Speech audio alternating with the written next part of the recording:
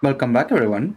Welcome back to another episode of my worst mistake ever. How y'all doing, everyone? Welcome. The relaxing sounds of the cries of the seagulls, the sound of the Misters and Mrs. Uminekos. Oh, isn't it so wonderful? Hi, Tera, how you doing?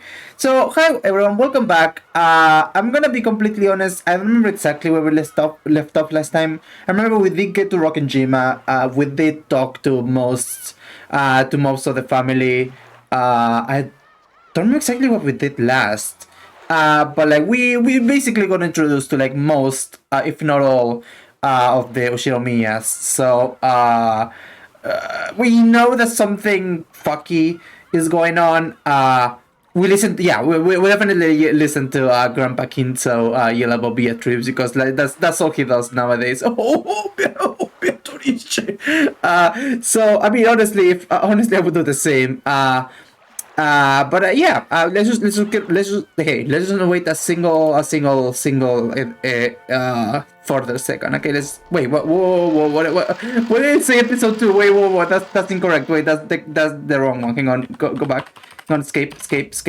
Whoa. Hang on. Wait, hang on. Whoa. Shut up. Shut up, bro. Let me out, bro. Shut up, bro. Shut the fuck up. There is two, I suppose. Get me out of here. No, let me out of here. Shut up. Wait, actually, I can load. I can just load. Hang on. Page 5. There we go. This is what I wanted to do. I don't know why I did that. Whatever. Oh, yeah. In case you weren't here last time, normally, like, I would have voiced everyone, but this is a very long game, and I don't want to shot my I don't want my vocal cords to get too short, so I left. I uploaded the voice acting to the actual voice actors, but it's in Japanese though. So if you want to pay attention, you're gonna have to read. You're gonna have to read the text that's on screen. I'm gonna voice the unvoiced narrator though. So okay, let's get around with it. The Shiromiya Family Conference was held once every year on the first weekend of October. If a normal family were to hold a so-called family conference, you'd expect it to be nothing more than a reunion of rarely seen relatives who greet each other around buckets of sushi or something. However, part of the family's great fortune had been lent out to grandfather's children, and no one in this family was considered an adult until they had met with success in business. So this meeting literally was a conference. How much of the fortune was invested? What sort of business was conducted? How much profit was earned? As a result, how much of the fortune borrowed from the main family could be repaid? Or possibly, how much more would be borrowed for future business ventures? What lessons had they learned? And what could they learn from the mistakes? It seems that topics like these were discussed very seriously in the past. My dad said it was like laying on a bed of nails. Apparently, it used to be a very serious family meeting when people were bathed in scornful and angry voices, and some people even got slapped despite their age. Scorn. However, that had become a thing of the past. Now, with everyone pursuing their own business ventures and achieving success, it was becoming more of a normal yearly get-together. Even so, telling grandfather about recent events was extremely stressful. So, while it was nothing more than a simple get-together for us grandchildren, it was still a real stomachache for our parents.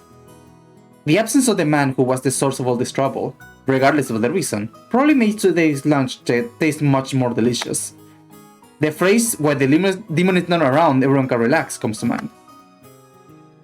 Anyway, let's introduce Jessica's father, whose face I haven't seen for 6 years. The man sitting to my father's left is his older brother, and Jessica's father. Uncle... Dad. Hang on, your name is Kraus. His name is sure is easy to read. Kraus, there you go, I got it. Now that we've gotten used to this string of weird names, our perspective is totally skewed. So Kraus doesn't actually seem that bad. It even starts to sound kinda cool. Just like Aunt Natsuki, I didn't have many memories of speaking with Uncle Kraus. He had never been one to chat to children, and I felt like he was always talking with the adults, just like Aunt Natsuki. According to my father's gossip, he was a spiteful and violent man. If what he said is true, Uncle Kraus used to be very domineering from his position as the oldest sibling, and was despised by all the other siblings. Though, despite that, those siblings all seem to be chatting happily together. Oh well, even if their relationship was bad when they were children, sometimes when people grow up and live apart from each other, the relationship change. That's probably what this was. After all, they all had children of about the same age. By sharing the same family environment, they probably profited from exchanging opinions. Maybe because of that, a short while ago, the circle of parents began to discuss the exam Jessica and I would be taking. Jessica, in order to escape questions about exams from my father on her left, purposely faced right while firing off a rapid series of comments, not giving him any chance to get a word in. Moving on, let's look at the opposite end, the end opposite from Kraus and the others. In the very last seat at the table, an old gentleman with a sturdy physique sat facing Kiryu-san. This was my first time meeting him. I had only just been introduced to him, but it seems his grandfather's personal doctor, a man called Nanjo. I heard he used to own a huge clinic on the nearby island of Nijima, but he turned it over to his son and began living a life of leisure in his old age. He had known grandfathers since the very beginning, when the mansion was first constructed on this island, and had built up a relationship over several decades. I thought at first that the two of them may have gotten to know each other through grandfather's suspicious hobbies, but it seems he was actually grandfather's chess partner. I see. That kind of hobby seems very like our grandfather, what with his love of all things Western. Nanjo's probably the only person who could enter Rokkenjima despite being neither a family member nor a servant. He looked like a calm old gentleman as he listened to the conversation. As he listened to the discussion between Kirie and the other woman who sat near to him. Considering how long he stayed by the side of our short-tempered grandfather, his generous heart was probably nothing to laugh at. Still, even if he was a family doctor, having anyone outside the Ushiromiya family attend the family conference was a little odd. It made me think that grandfather's condition may have worsened so much it'll be a major topic of discussion at this conference. After all, George said something like that just a second ago. Something about how we've been getting continuous reports since around last year that grandfather didn't have long to live. It's nasty to think about it, but consider how rich grandfather is. At the time of his death, his wealth will suddenly be released, probably along with a fair share of our parents' stomach acid. And it'll lead to ulcers for everyone. After all, this sort of thing just gets messier when there's more wealth to be divided. There's a good chance they'll be talking about stuff like that at the family conference. Still, it's not like it's got anything to do with us kids. Finally, even though he hasn't shown up, let me introduce our grandfather.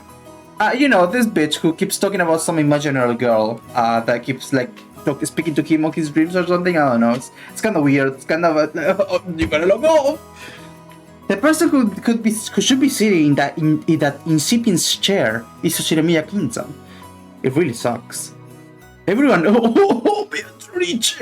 Everyone else in the family has these weird names, but he's got this perfectly normal one himself.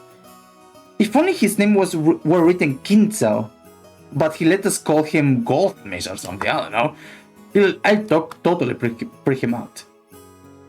I totally freak out, sorry. That's supposed to be me. As you can probably guess by now, he's a frightening person with an extremely short temper. I'm one of his grandchildren, not a son, and I haven't seen him since elementary school. Thanks to that, I have no memory of being beaten myself, but our parents were apparently raised with iron fists. That earlier conversation between my dad and Uncle Kraus about who should go convince grandfather to come down seems pretty darn funny once you know their background. You can't really tell grandfather's story without covering the pivotal event back before the Showa era. Between 1926 and 1989. Until the Meiji, 1868 to 1812, and Taisho, 1912 and 1926 eras, the Shinomiya family was great and prosperous. They owned several spinning mills, making them rich enough to just double over laughing every day of them as the money just kept rolling in. Incidentally, grandfather was a member of a branch family and had pretty much nothing to do with the main family. Not only was he way down the list of people who could inherit the headship, but he had hardly any contact with the grandmother's main family. However, during the Great Kanto earthquake in the year Taisho 12 or 1923 for us, the mansion owned by the Oshinomiya family in Odawara was flattened. The spinning mills in Tokyo were all burned down in a huge fire, and the Oshinomiya family lost most of its wealth and family members in an instant. So, once they started trying to figure out who the successor to the Oshinomiya family should be, they apparently found no one remaining except Kinso in the branch family. In Kinso's later reminiscence, he refers to this as good fortune so great that it overturned fate.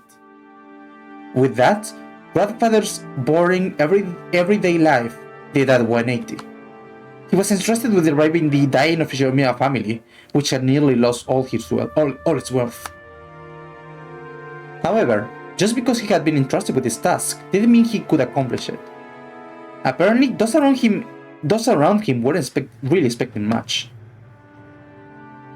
However, this is when grandfather began to display his extraordinary talent and good luck. Grandfather used all of his family's remaining wealth, as well as everything from the hair on his head to his toenails, as collateral in order to borrow a massive amount of money. Once he had built up a gigantic war chest, he immediately invested in businesses. It was like someone tumbling down a hill on a bike without any brakes, and then jumping onto a neighboring bike, and then another one. Just like some crazy street performance. I bet everyone thought grandfather had no business ability whatsoever. However, after several miracles and turns of good luck, with coincidence piling up and every chance taken advantage of, he was suddenly in control of powerful connections with the occupying forces. At that time, MacArthur and the GHQ were the ultimate authority in Japan. Grandfather, in a twinkle of an eye, began succeeding in business under the protection of the occupying forces, quickly becoming very rich. By this point, it's probably safe to say that information, not luck, saved the day. He must have made some seriously deep connections with the occupying forces. Grandfather knew beforehand about emergency demands that would be made for the Korean War. No, it was more than that. He must have predicted those emergency demands from the very beginning, when he started investing his money. The storybooks make it sound like all of Japan made a huge profit of the emergency demands during the Korean War, but that isn't actually true.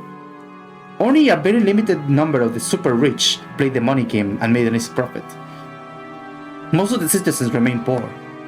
In other words, grandfather was a member of this extremely lucky group of winners. I'm pretty sure this all happened during the year Showa 25, 1950 or so. The Great Kanto earthquake happened in Taisho 13, 1924, so that means grandfather was able to revive the near-dead Ushinomiya family in only about 20 years, to a level even higher than it had ever been before. With that, you'd think he revived the main family in Odawara, but for some reason he went and did something as crazy as buying an entire small island in the Izu archipelago. Buying an entire island is not something that you can ordinarily do today. However, grandfather was clever. He contacted the GHQ and applied for the establishment of a marine resource base. He acquired this island as a business property, then tossed the project aside and claimed it as his own plot land. After the war, there were prevention measures against food shortages, and having the sponsorship of the GHQ meant that nobody could oppose him. From what I heard, the Tokyo metropolis of that day offers this land to him practically for free. Later, Tokyo made difficulties by telling Kinso to return the land, but the pushy GHQ intervened. Anyway, It seems under the table bribes did the work well. In the end, the city gave up in frustration. Grandfather, with considerable skill and good luck, managed to weather the stormy seas of the period, obtaining a vast fortune on his own island. Of course, it probably wasn't all luck. He was obsessed with all things Western, which helped him cultivate his English skills. He was able to use this to his advantage and sink his teeth into the GAQ. A mansion was built on the island soon after. This mansion, in fact. Grandfather, with his love of the Western style, made this once uninhabited island a canvas upon which he could realize his dreams to his heart's content. He now had the Western mansion of his dreams, overflowing with emotion and atmosphere, and a beautiful garden featuring all sorts of roses. And he had a private beach where nobody other than himself would ever be permitted to leave a footprint. This would be a dream come true for any boy. After that, he made good use of his huge fortune, becoming a large stockholder in the extremely stable iron and steel industry, and was able to live an easy and comfortable life just using the dividends. Well, he's just incredible, I suppose. This kind of person usually has the ability to foresee and predict the future, or at least that is how they are portrayed after the fact. But Grandfather denies all of that, repeatedly saying that he was simply blessed with extraordinary luck. Anyway, even a lord like that can help her grow increasingly eccentric when locked up alone on an island, where all his dreams are made real. Everyone knows that he's had a Western obsession from the start, but none of our parents really know when his bizarre black magic hobby began. Did his love of black magic begin way back when he became fascinated with everything Western? Or did his miraculous stretch of good luck while reviving his family cause him to feel a mysterious power in himself? At some point, Grandfather began to make the research of black magic his life work. He filled his study up with suspicious books, chemicals, and magical items as he became increasingly bizarre. From what I've heard, those around him warmly watched over him, figuring that someone who had achieved success in life had a right to do as he pleased. But there's no way that's true. They were probably just creeped out, thinking, "That's disgusting, I don't want to get involved." Anyway, the agitated period was an age of big gambles, with both opportunities and risks. Let's say Grandfather was born in this time period. He would have had no opportunities and would have probably advanced like a chess piece from mandatory education to college at a leisurely pace, never becoming more than an average salaryman. If that happened, he'd probably have sat somewhere, happily talking behind his boss back. No, not in a fancy dining hall like this, more like at a table in some bar. Then again, I'll bet this family conference would be a whole lot more relaxing if that were the case. Okay, that's enough about the old geezer. Let's get a move on. Let's talk more about Beatrice. That's what I want to hear about. More importantly, let's talk about this incredible lunch. Come on, this is so tasty. That's enough about the old fascist man. Let's talk about this delicious food. 幸田さんは大したシェフだぜ。しかも魚は近海で取れたやつだろ。スーパーの刺身とはわけが違ったぜ。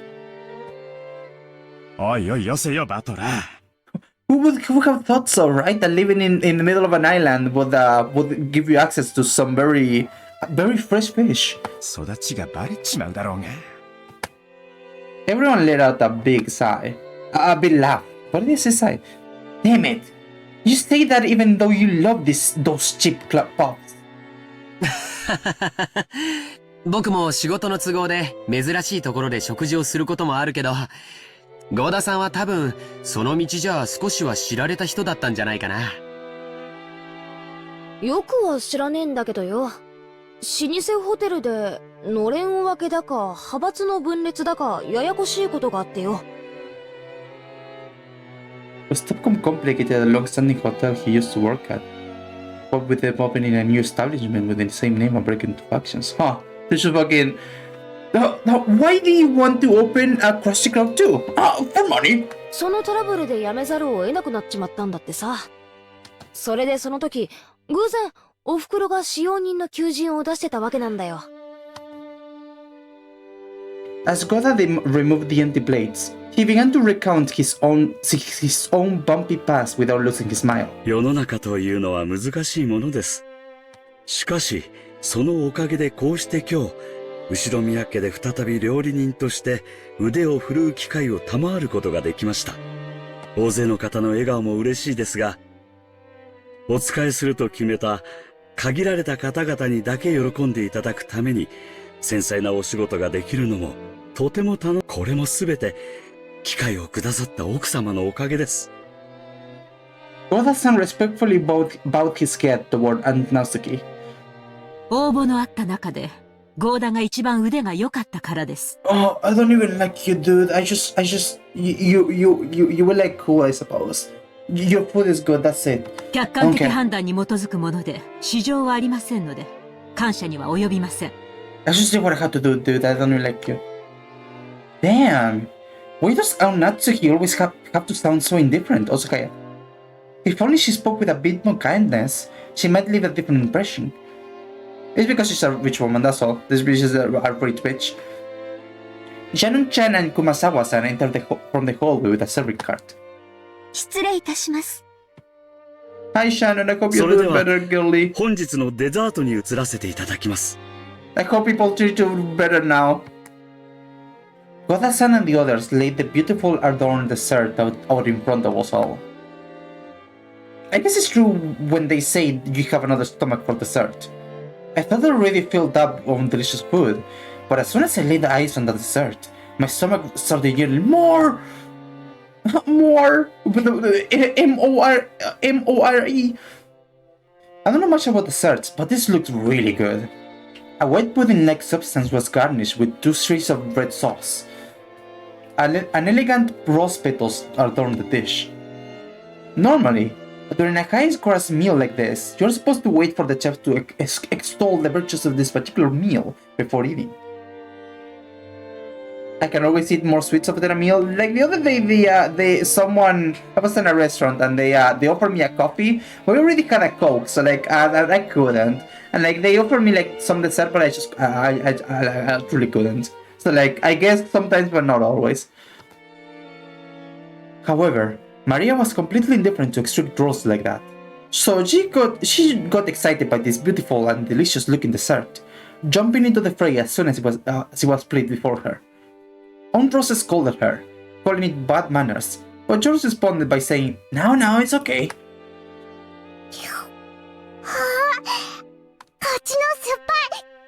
こっちの酸っぱい。バトラ、こっちのは外れ。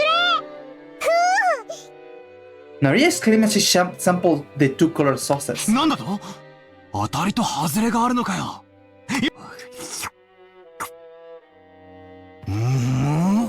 That's just coming fun, that funny. Apparently, one sauce was sweet and the other was sour. If only there was some kind of name for the combination of the 2 flavors. No, but it couldn't be. Despite it being bad manners, I also stuck my little finger in and licked it. Oh, one of the sauces was so sour enough to make you pucker up. If it were yellow, I would have suspected lemon, but I couldn't guess what kind of sourness would be red. I decided to ask Shannon, who was putting away the serving cart behind us. シャノンちゃん、この酸っぱいのは何のソースだい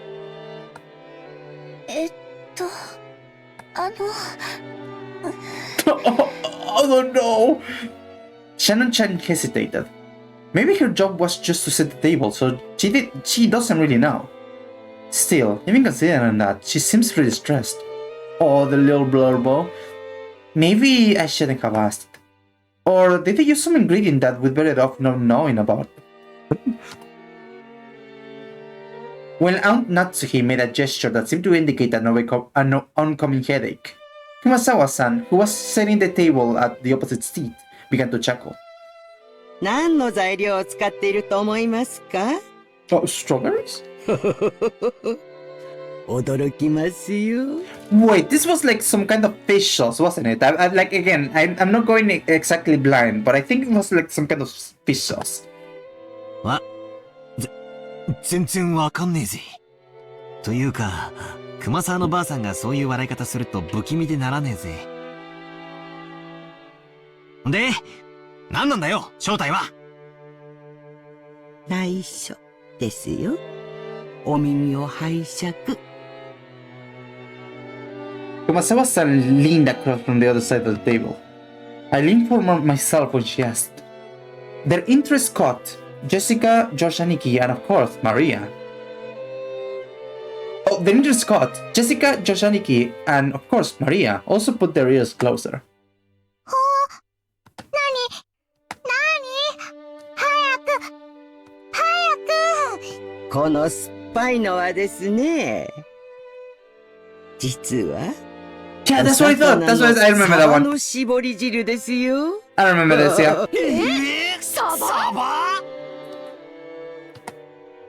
That's crazy, we all thought, horrified. Ew! Only Maria accepted it, nodding sagely. Oh, mackerel, I don't know what it is. ほー、サバは酸っぱいよ。絞ったらこうなる。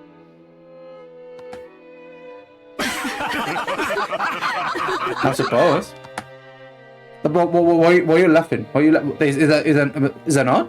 Is it not true? Is she lying? When Maria started clamoring that mackerel was sour, the adults were unable to contain the laughter. 違うわよ。酸っぱいのはしめ鯖でしょ。 Only Rosa, her face red, whispered to Maria that mackerel is sour only once prepared as shimesaba. Ah, now I totally remember. Kumasawa-san was always like this, wasn't she? I think I remember her tricking me too in all sorts of ways when I was young. The circle of violence continues. The most lethal has gotta be that one. Those flimsy black things in Chinese dishes, huh?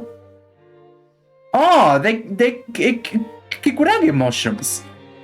She told me they were penguin meat, and I went all around schools like a Martha's, telling everyone, didn't I? 熊沢のばあちゃん、相変わらずだな。 He got tricked. He fucking on, lol. マリアが信じちゃうだろ He fell for it. 冗談ですよ。今からゴーダさんがソースの正体を教えてくれますか Bro, ら it's just an ね。 experiment. It's just a social experiment. It's just a joke. It's a prank. It's a joke. Goda-san looked a little put off about his masterpiece being laughed at for such a bizarre reason. But after clearing his throat once, he introduced the dessert to us. それでは、デザートのご説明をさせていただきます。本日は、ご来賓の皆様が大層お気に入りでございましたバラの庭園にちなみまして、パンナコッタをローズガーデン風に仕上げてみました。散らしてございますバラの花びらは、当家の庭園より先ほど採取してきたものでございます。ソースは、ストロベリーとローズヒップの2色の赤をご用意しました。Okay, so it was strawberry, I see. ストロベリーの甘味とローズヒップの酸味を交互にお楽しみになってくだ I さい。 didn't know roses were sour, but な interesting. お花びらは観賞用となっておりますので、避けてからお召し上がりくださいませ。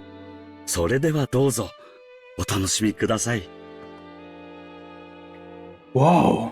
Man, I almost want to applaud before eating. Just like with medicine, reading the detailed description first seemed to make it work a whole lot better. As Goda-san elaborated on the details of the dessert, it started to feel even more appetizing. Seriously, should you call him subtle or just talented? The dessert was probably planned from the beginning, but taking the hint when we all stopped in front of the rose garden earlier today. He displayed an incredible and timely awareness by just adding a few rose petals from that garden. The combination of sweet and sour was also exquisite. If it was just sweet, you just get used to it and bored halfway through. But if you reach the sour sauce at that point, you'll get a really vivid taste. And then, once you return to the sweet sauce, all of the sourness in your mouth will be replaced with an enjoyable sweetness. I'm sure everyone else felt the same way. Or am I just reading too much into it? That couldn't possibly be right? Every time Goda-san passed by one of our seats, someone praised the taste and the presentation. いかがですか、奥様。相変わらず見事です。お客様をおもてなしするに値します。恐れ入ります。奥様、ご存知ですか？ローズヒップには頭痛に効く効果もあるそうですよ。奥様に特にお気に入りいただけるかと思い、特別にご用意させていただきました。Oh. そう。That you're gonna have to give her something more industrial strength to get rid of her headaches, dude. It's not gonna help. ありがとう。Thank you for the ほら言った for the でしょ、 feeling, 達 but 姫さん。ローズヒップは頭痛に効くって。みたいね。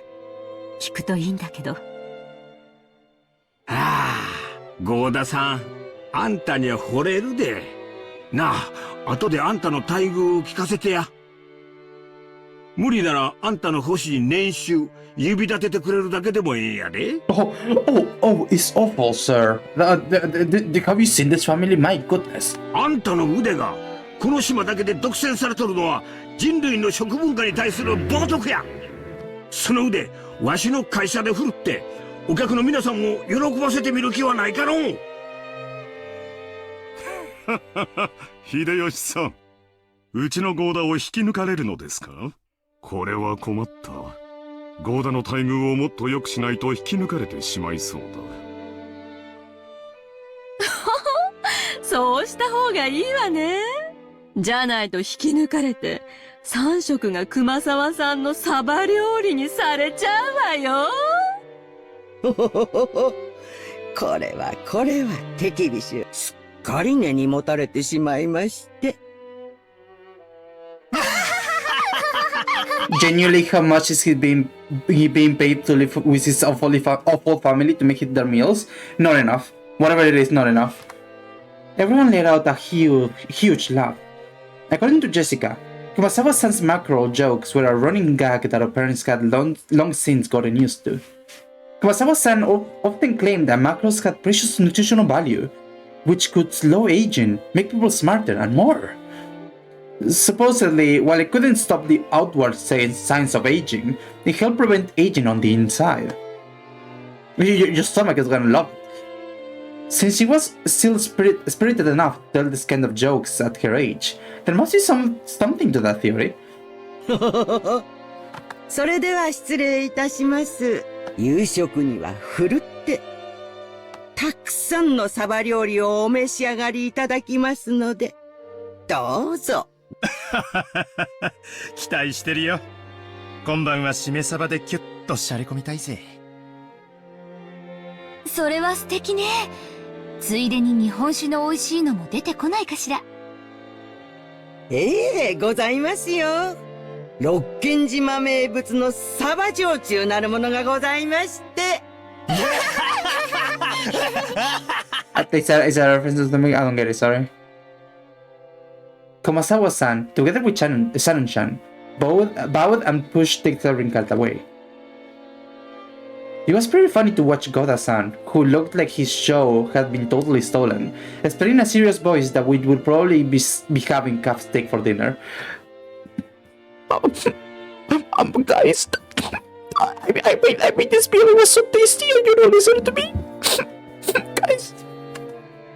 People-san, Goda-san, Goda-san. 熊沢さん、さっきはありがとうございました。As she pushed the serving cart, Shannon bowed her head very deeply. なんもお礼を言われることなんてありません。Kumasawa may have played dumb, but she had obviously understood and saved Shannon in the nick of time. Back when Butler had asked about dessert, Shannon had unfortunately hesitated. There may have been several ways to dodge the question, but all of them would have required some quick wits. Shannon, who hesitated when hard pressed for a response, was always suffering because of this small weakness. If only Shannon had a little of the craftiness needed to cleverly shake off a mistake, like Goda, her life would have been a bit easier. The fact that she could perform all the tasks flawlessly made this weakness even more unfortunate. However, there were some who understood Shannon's honest nature, her inability to gloss over a mistake, and draw attention away from it. That was why Kumasawa had smoothly come to her rescue. さっき源氏さんが午後のシフトに変更があるとおっしゃってましたよ。確か、シャノンさんは夕方までお休みがもらえたと思いました。羨ましい。すみません。シフト表を確認していませんでした。そうそう。オーブンでこれからちょっとサバを焼こうと思ってるんですよ。できたらお休みの前にちょっと手伝ってくれると嬉しいですね。はい。喜んでお手伝いさせていただきます。To Shannon, Kumasawa was like a mother among the servants. Sorry about that. The dining hall needed to be cleaned up, so we were chased out. Instead, tea was being served in the parlor. Apparently, they prepared a black tea that Aunt Rosa had brought from Aunt Nausicaa. Maria had said she also wanted to have some black tea, but my old bastard said she couldn't, and told us children to go play outside. バトラ君、みんなで表に散歩に行かないかい？バラでも見に行ったらええ。でも、天気には十分注意するんやで。空はまだ明るいが、天気予報はふるふると繰り返しちょる。マリアは海がいい、海がいい。あら、素敵じゃない？ Wasn't it like private or something? I thought you couldn't. 砂浜で遊ぶなんて、普段はなかなかできないものね。そっか。よし、じゃあみんなで浜辺でも行こうぜ。行こう。マリア、服を濡らさないようにするのよ。靴もよ。濡らさ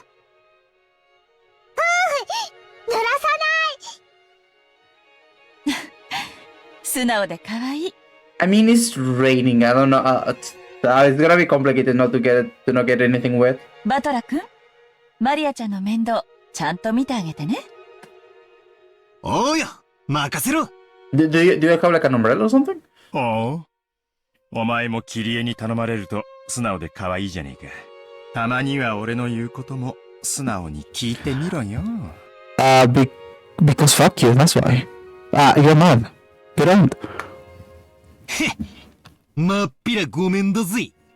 行こうぜ、みんな。ほらほら。The children flew out of the parlor. They were replaced by Genji, who pushed a serving cart in and prepared to serve the tea. The parlor was filled with a sublime aroma, which delighted everyone while they waited to sate their thirst. ルドルフのところは家族仲がいいじゃないか。良いことだ。よせよ。兄貴のところには負けるぜ。そうよ。ジェシカちゃん、本当に可愛らしく育ったじゃない。これも夏日姉さんの教育の賜物ね。どうも。Natsuhi answered coldly. I know what you're trying to say, bitch. The conversation broke off then, and the parlor fell silent. Maybe Hideyoshi couldn't bear the silence because he broke it himself with an exaggerated gesture. しかし、成長は早いもんやで。いつまでも子供だと思っとったが、図体はみるみるでかくなり、いつの間にか大人の仲間入りや。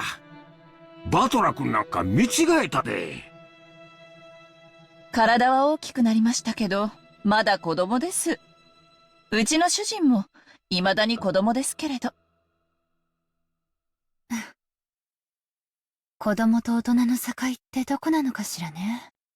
私、未だに大人になったって自覚が持てない。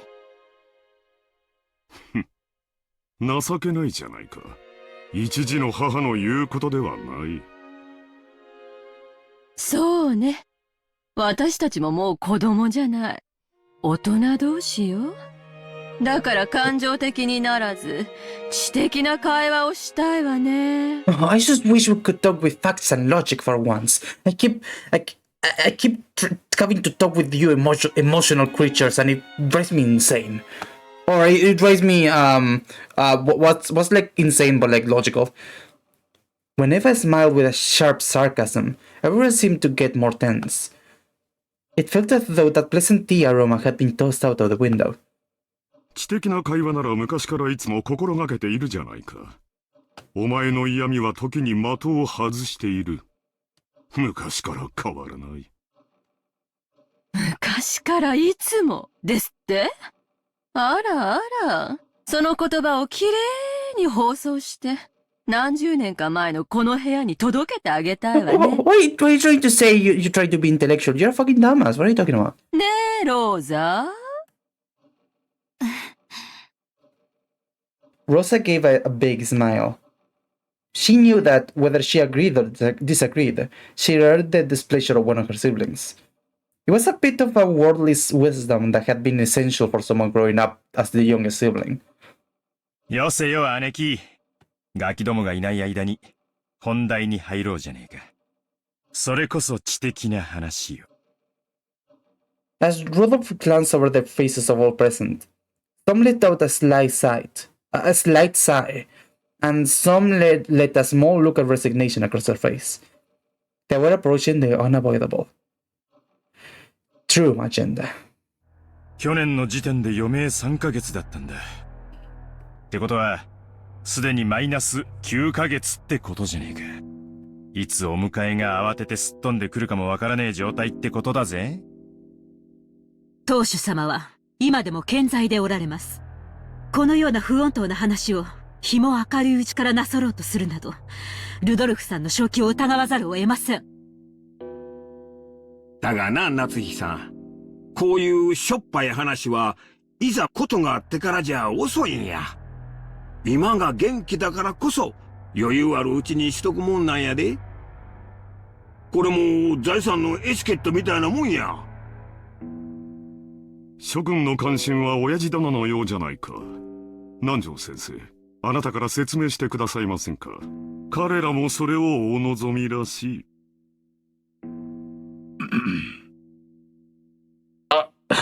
Not to you, Vulture, sorry. Nanjo, who had been standing by the window and staring out at the Rose Garden, let out a single cough when he realized that he was being called.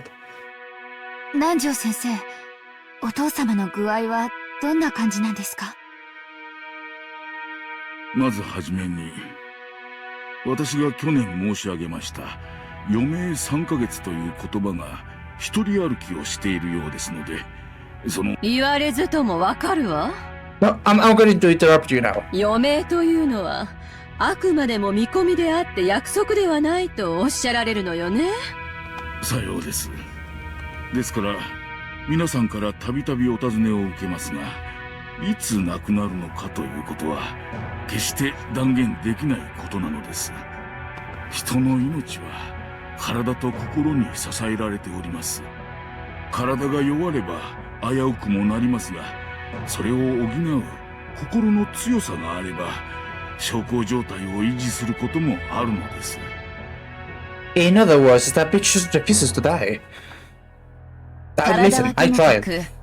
お心はまだしっかりしていて、意気健康でいらっしゃれるということですね。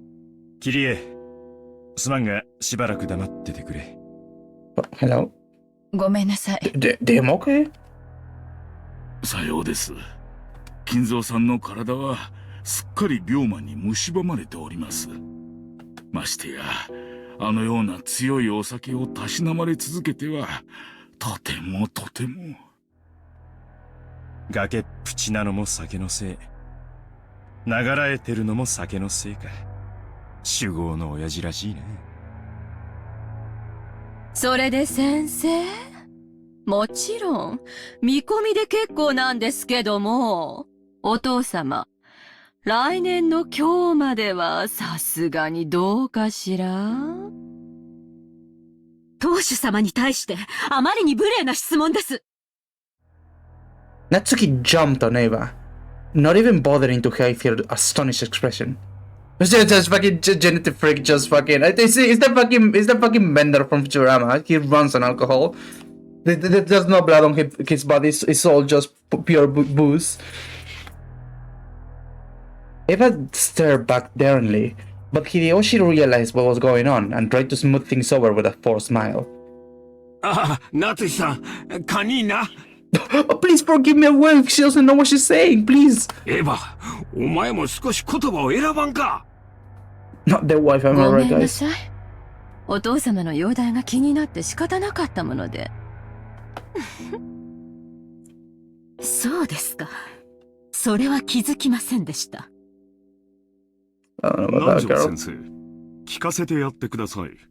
父親の寿命を気遣う娘の麗しい家族愛じゃないですか。Kraus laughed sarcastically, and Eva, smiling sweetly, returned an identical chuckle.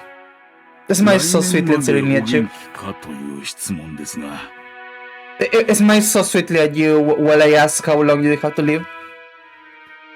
医者の私としてはとても難しい。この小康状態がまだしばらくは続くようにも思いますし、何らかの発作が来ればその時にはどうしようもないかもしれません。何しろ六軒島は孤島です。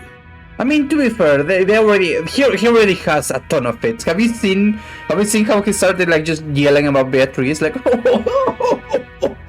like I would call that a fit, personally. すぐに救急車が飛んでこれるわけではありません。本来ならば本土のしかるべき大病院に入院していただきたいところなのですが。親父殿は高尚な研究を中断されたくないと仰せだ。去年無理に連れ出そうとしたのがあだになったらしい。外へ出れば病院に閉じ込められてしまうのではないかとひどくお疑いになられていてな。すっかりこのざまなのだよ。南條先生の診察は受けておられるの？親父殿は南條先生には心を許しておられる。機嫌が良ければ診察も受けられるようだがね。容体を見はするが、薬を勧めようとも入院を勧めようとも聞き入れてくれ。And I suppose the same is for like, you know, flying people in and be like all the doctors, you know, like second opinions, expertise, something like that. I don't know. 本当に見るだけですがな。お医者嫌いの方もおるもんや。The pills get in the way of his alcohol. Yeah, exactly. Like, what's it gonna do? Like, down them with booze? Like, come on. Be for real. しかし、困ったもんだの。Nanjo sighed deeply. The purpose of an examination is to determine what medical treatment would be appropriate. Receiving an examination and not following the advice given makes the whole thing pointless. つまりおさらいすると、相変わらず余命は3ヶ月。But he's expected to live 3 months until he doesn't. Until he dies, I suppose. 瀕死のまま、あとどれだけ長らえるか、見当もつかねえってことだ。ルドルフさん。He may live like 3 months or 6 or 9 or 12 or like 2 years, 3, 7. Who knows? He may be tomorrow. He may be dead already. Who knows? Truly. There is no way of knowing. Any number they give you is pointless. 言葉を少し慎まれてはいかがですか？ああ、すまんね。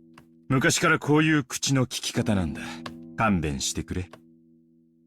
南條先生のご意見は分かりました。 I'm too old to change. クラウス兄さんから見てどうなの？実を言うと南條先生とは異なる意見でね。とても余命3ヶ月の重病人とは思えないというのが本心だ。怒鳴り声は相変わらず健在で、いつぶん殴られるかとヒヤヒヤしっぱなしだよ。長男にだけ親父の世話を押し付けるのは実にフェアではないね。来世では俺より後に生まれろよ。さて、話を戻そうぜ。そんなわけで、公正中立なお医者の先生の見解じゃ、いつお隠れになっちまってもおかしくない状態だ。兄貴には悪いが、ここは専門家の意見を採用させてもらうぜ。となりゃ、決して親父の財産を話し合うことは時期尚早ではないってことさ。Also, just because like he's like strong or like physically like solid right now doesn't mean like at the gentlest breeze he was just like fall apart. Like he's gonna pummel you down and then die on top of you. Like that's a thing that could happen. お父様の個人資産はおそらく数百億にも届くでしょうね。でもそれは綺麗な現金で揃ってるわけじゃないわ。お誕生会のケーキみたいに綺麗にナイフが入ってカットできるほど単純じゃないでしょ。姉貴の例えは面白いな。そうさ。ケーキの上にはイチゴやらチョコの家やらが乗ってて、綺麗に等分するのが難しいことだってあるだろう。それを加味してどういう風にナイフを入れるのか先に相談しておくのは大切なことだと思うぜ。Awesome way to put it, by the way. それを当主様が存命のうちからさも他界なされたかのように声高に議論される皆さんの気が知れません。あら、必要な話よ。だって遺産相続はその時点で直ちに行われなきゃならないものよ。ましてや栄光ある後宮家の財産は莫大。事前に入念な相談が必要なことはお分かりでしょうが、当家の資産はあなたのご実家とは大違いなんだから。失礼な。私の実家は関係ありません。No, the girls are fighting. Like, if it's to defend their current status in the family, then even then she's going too far. I don't know, man. Like, I mean, she's right? Like, fucking, they have to talk it about some point. Like, when is too early? You know you know what I mean? Like, I don't know. Like, you have to talk about it at some point. If otherwise, he's gonna die because he's gonna die at some point, and you're not gonna have like any preparations done, and you're gonna know exactly what to do. Come on, I feel like it's completely reasonable. Even if you don't have like these vast assets and wealth, you know what I mean? It's like it's important. Natsuki responded indignantly, though in a low voice, and the already dark atmosphere grew even more hostile. 予算買えば。夏日さん、堪忍な。口が悪いのは許したってな。Like, it's not like they meet at any like, oh, they meet like every three months, you know? Like, it's once every year. So if they don't nail this down now, who knows what might happen in a year. Hideyoshi tried to smooth things over by glancing at both with a forced smile, but it only resulted in making the hostility between Eva and Natsuki even more intense. これ以上はお邪魔なようですな。失礼させていただきましょう。Nanjo rose from his seat and exited the parlor. To an outsider, it may have seemed like a normal act of courtesy, but his back was watched by several glances envious of his ability to escape. After the doctor had exited and his footsteps had disappeared into the distance, Cross recrossed his legs. つまり、お前たちの言い分はこうかね。親父殿の余命は短い。遺産分配について早急かつ具体的な協議に入りたい。I mean, I would, yeah. 何を焦っているのかね。Because he's gonna die, bro. What are you talking about? 確かにお前たちの言う通り、後宮家の財産を算定し分配するのは簡単なことではない。That's why you have to get started early. なれば、じっくりと算定すべきじゃないのかね。お前たちは今晩のうちにもケーキを切り分けたいと焦っているように見える。そうだろう、ローザ。何を焦ることがあるのかね。焦ってるわけじゃない。Also, yeah, you have over 6 months to make those calculations. Like, oh, you wanna push them back even further and allow that bitch to die to kick and just like do everything more in a rush. Okay, it's not perfect, but it's like the best we have. でも、兄弟の間での取り決めは必要。それはいつでもいいことだけれども、お父様の具合が悪くなっていて、その日が近づいているというなら、先に話だけしておいてもそれは先中とは言わないと思うし。Better early than late, you know what I mean? The earlier the better. Rosa shot a glance at Eva and Rudolph. As the youngest sibling in the family, it was hard for her to be cross-examined by the eldest. ほう。それはお前の本心かね？兄弟で一番素直で綺麗な心を持っていたお前が、そんなことを言い出すとは思えんね。そこの二人に吹き込まれたんじゃないのかね。Oh, Rosa.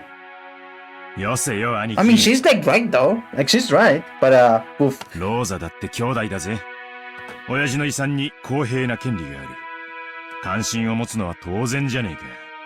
親父だっていつかは必ず死ぬし、それは遠い未来の話でもない。むしろ兄貴が悠長すぎるくらいさ。まるで遺産分配から話をそらしたくて仕方がないように見えるぜ。それはどういう意味ですか？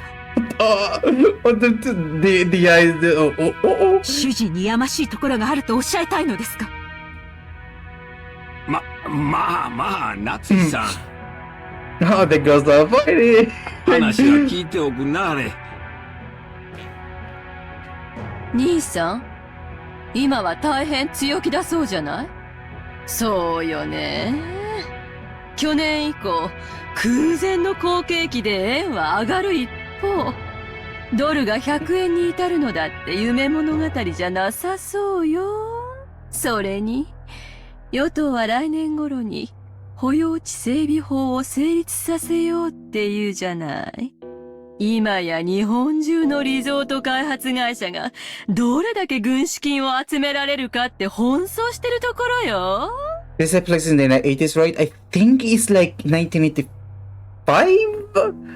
or 1986. Yeah, they are in the midst of the economic boom. Yes, or like just before. Like they are in like the panacea right now. So like yes, like this is like 1985, 86. I think I don't remember exactly, but yeah.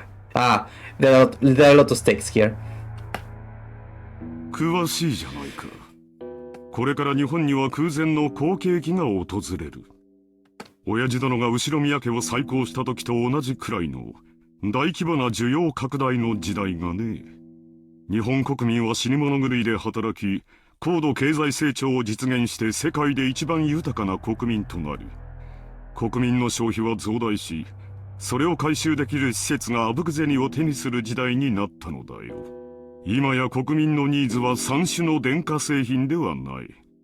スキー場、ゴルフ場、総合プール、リゾートホテルにテーマパーク。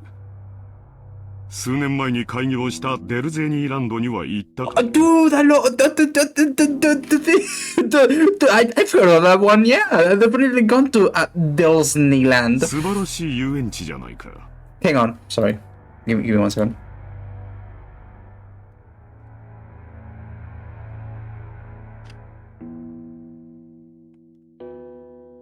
Look at the cowboy for the Pongland of the Ushiromiya family.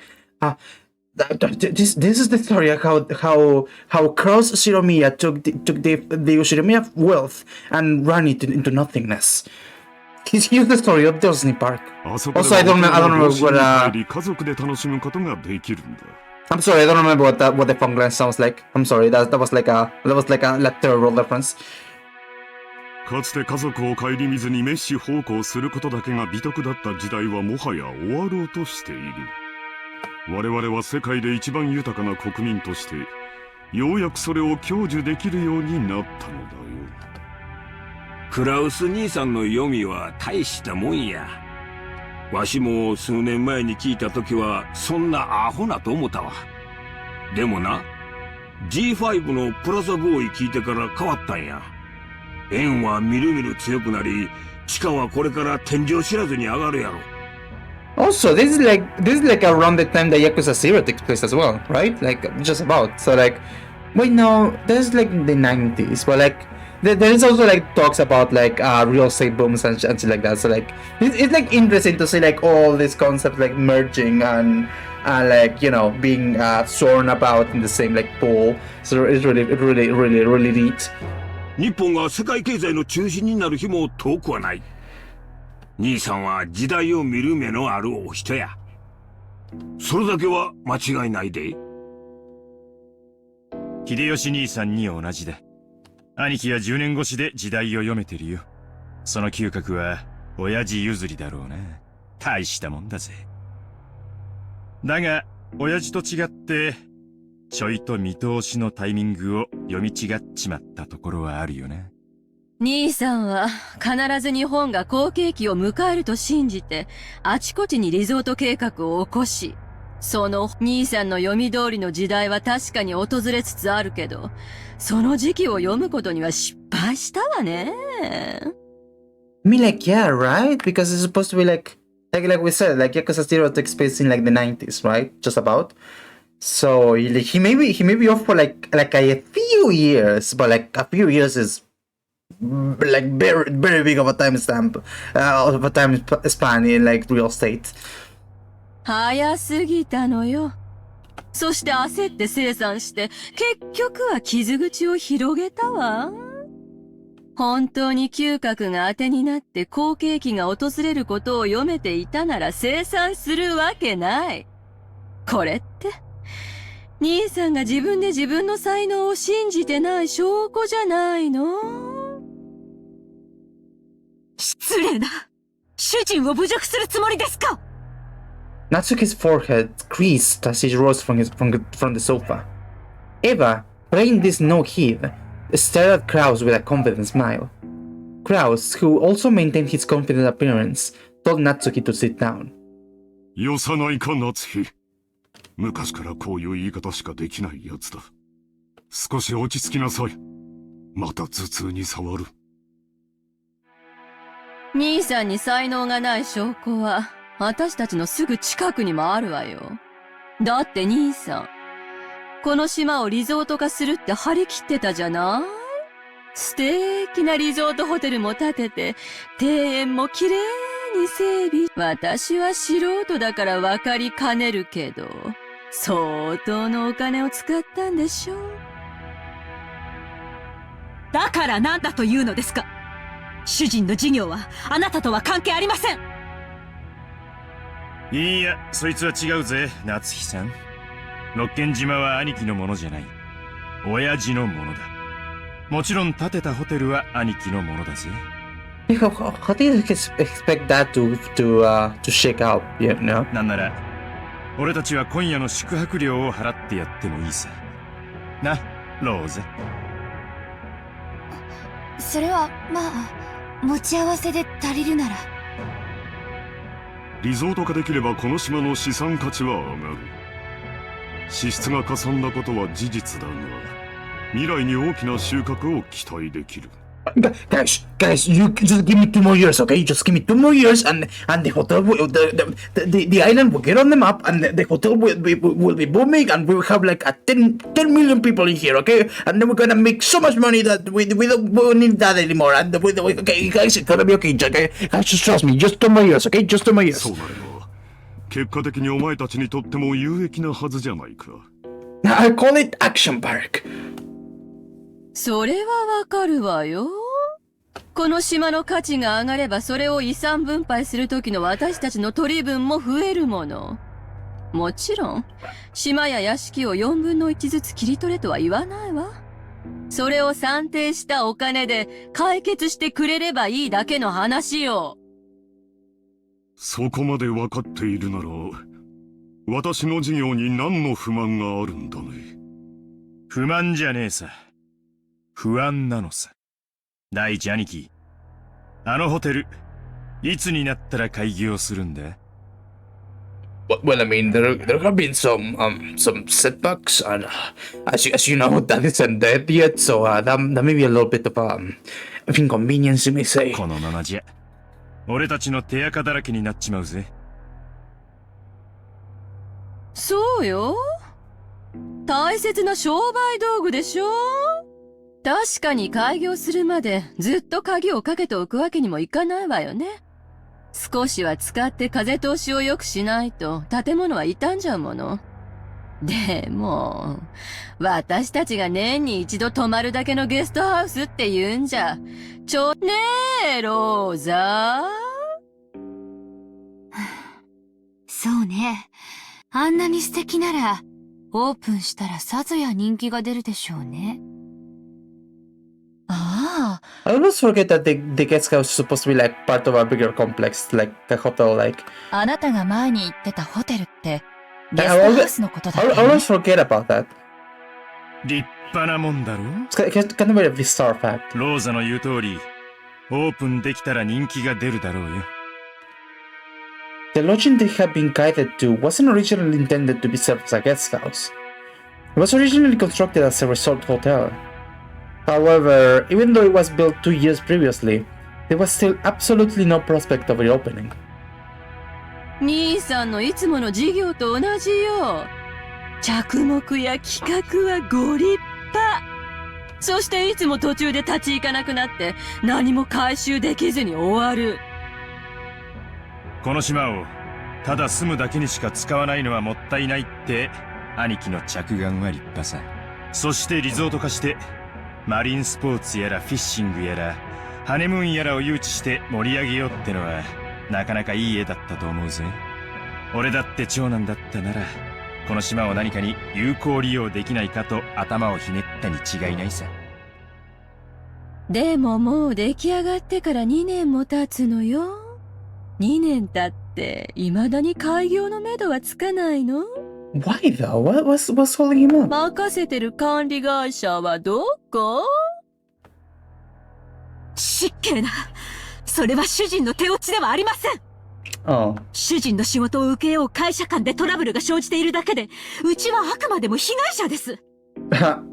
Oh, I see. You got scammed, didn't you? Okay. しかしな。Hey, that's okay. It happens to everyone. クラウス兄さんが任せてる例のとこ。あまり噂は聞かんで。はっきり言ってあげなさいよ。Oh, yeah, the millionaires. Oh no, won't someone look after them? They got scammed of like $100 million. Oh no. I'm so sad. I'm so sad about them. People sad.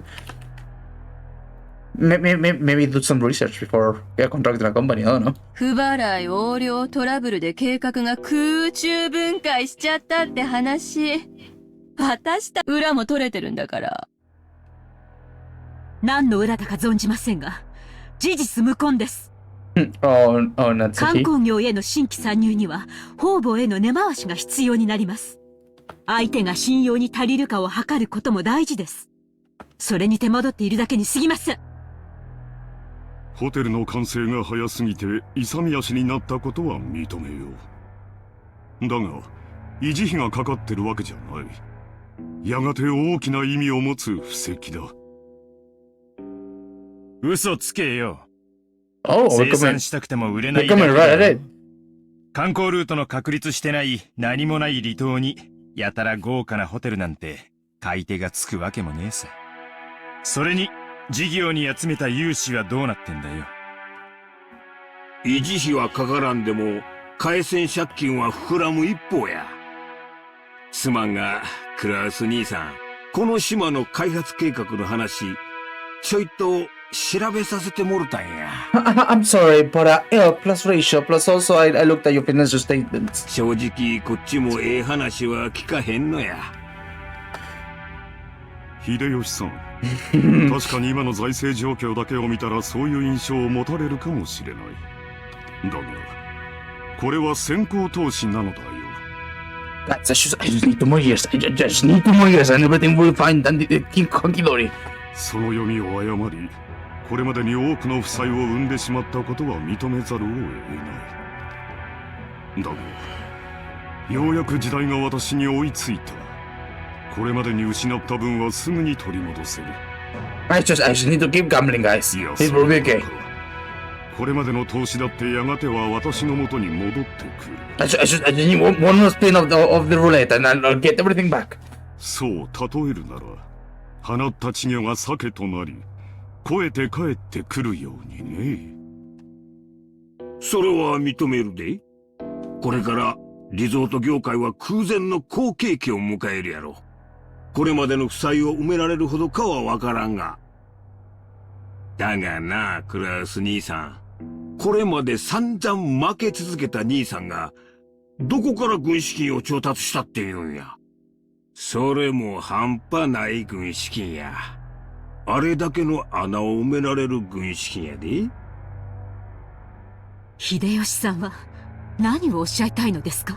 Well, you see, I have a perfect plan to fill the hole. I just keep digging. I just keep digging. I mean, at some point, I'm gonna get through the other side of the earth, and I'll be fine. ああ、夏樹さん。ほんま怒らんといてえな。わしらも調べたんや。これまで負け戦続きのクラウス兄さんに、最近の強気な莫大投資を支えられるほどの融資を誰ができたんか。結果、いねえんだよ。弱り目と逆に張るのがマネールーレットの鉄則だ。兄貴はこの界隈じゃちょいと知られた弱り目さ。確かに時代は好景気を迎えようとしているが、これまでの兄貴の失敗等を天秤にかけて、その上で融資に値すると思う連中がいるのかって言ったら、誰もいなかったのさ。ならねえ。Yeah, you know that 90% of the gamblers quit before they get big. Yeah, keep gambling. Just keep gambling. Just keep gambling.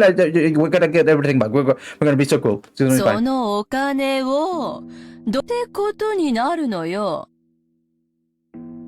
ほう。興味深い話じゃないか。それであなた、このような暴言をいつまで放置されるつもりですか？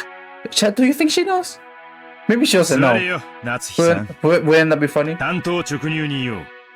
兄貴は、親父の個人資産を自分の事業に流用してる。これはほぼ間違いねえ。これが俺たちの誤解だってんなら、どうかぜひそれを解いてもらいたいもんさ。ルドルフ、流用なんてもんじゃないわよ。これは横領よ。Okay. 刑事告発できる立派な犯罪なんだから。Not the girls are fighting. 無礼極まりない。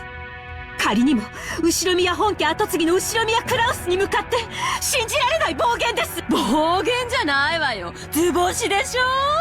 なんとか事業を成功させてこれまでの損失を埋めたいんだけど、その穴は広がっていく一方、博打の穴をさらに大きく張った博打で埋めたいだけよ。I keep telling you, dude.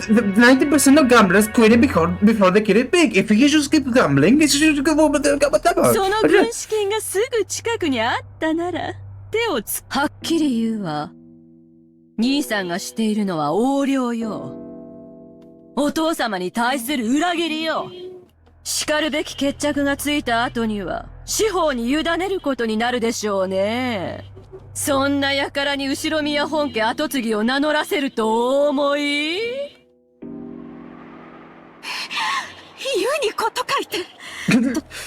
No, 様への裏切りとは聞き捨てがたい。Whoa, Pure. No. The girl boss is not investing in funds. As far as we know, the girl boss doesn't invest in anything. I just didn't know anything about it. The one that's investing in the funds is actually the guy. What is it? This one. This bitch. This bitch is investing in funds. And the girl boss is trying to defend him. It's not working. And the other girl boss is going like, I know what you are. I see what you're doing. This is not gonna stand. So like the girls are fighting now. These two girls, what is it? This one and where is she? This one and this one. This one are going at it, and it's really fun. What's up, hey Pierre? How you doing? They're fucking going at it. この栄光ある後宮家の敷居をまたぐ資格はもはやあなたにはありません。即刻ここを出て行きなさい。さあ、ほら！ Natsuhi, who had already reached the limits of her anger, shouted at Eva in a rage. She then pointed alternatively at Eva and the hallway, demanding that she leave. Eva took out a folding fan and fanned herself with it, glaring maliciously at Natsuhi, as though silently daring her to repeat what she said. However, Her mouth was still smiling, curved in the shape of a crescent moon. In an unpleasant silence, Rosa gulped. ねえ、夏日姉さん。誰に向かってそんな口をお聞きなの？無礼極まりない主人の妹に対してです。The girls are fighting! これ以上は私も本家の台所を預かる者として聞き捨てなりません。台所を預かる？ I really love how like indignant she is with her voice acting is really fucking good.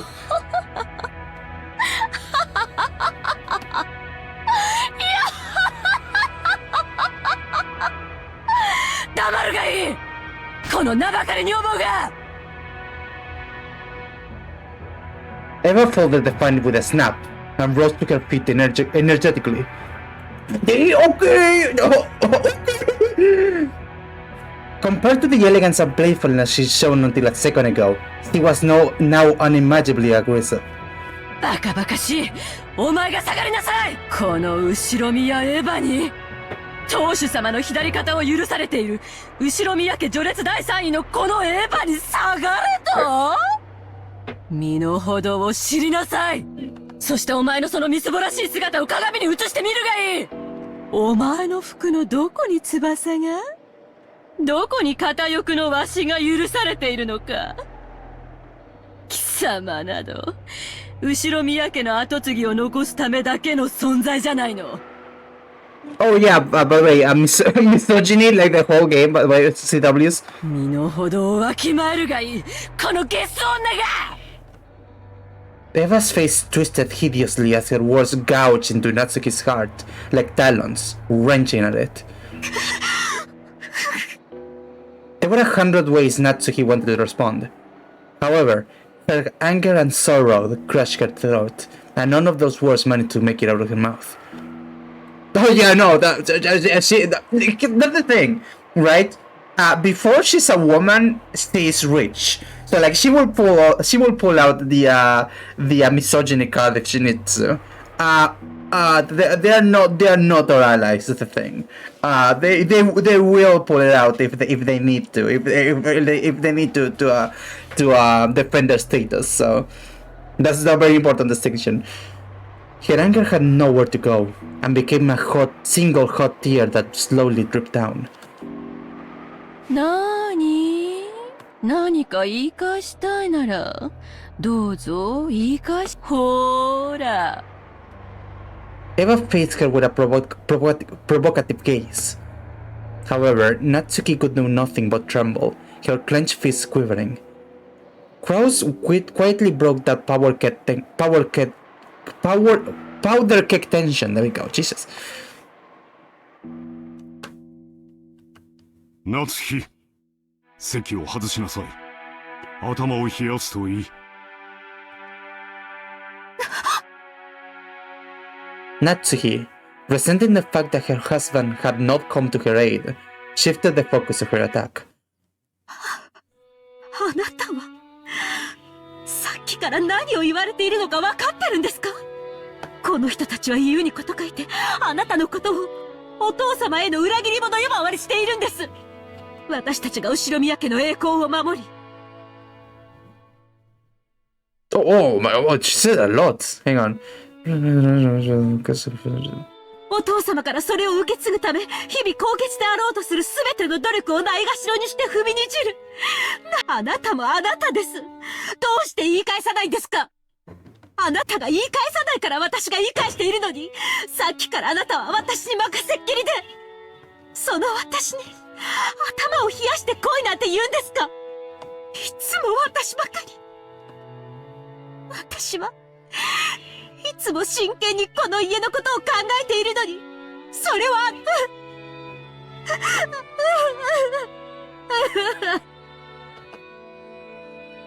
Natsuki was already unable to hide her tears. She flew from the room in that state. After that, all that remained was a somewhat embarrassed mood about the parlor. When the sound of footsteps grew distant and silence returned, Kraus shrugged his shoulders slightly. The wife, am I right, guys? 妻が失礼した。She's having one of her hysteria moments. 昔から感情を抑えるのは下手でね。私も苦労している。あんなのに切り盛りされてたんじゃ。兄さんも気苦労が絶えないわね。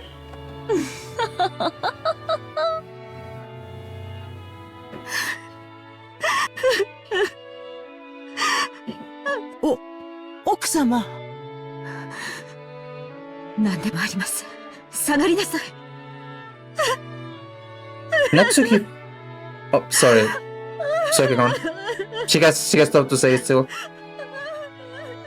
Okay.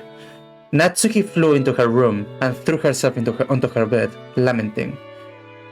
Sorry. Those heart-wrenching sobs reached Kumasawa in the hallway. おいたわしや奥様。奥様とエヴァ様は犬猿の仲。このお二人の関係を説明するのは、女の私にはとても後ろ宮家は血を特に重んじられますが、嫁いで家を出れば、本来は序列から除籍されます。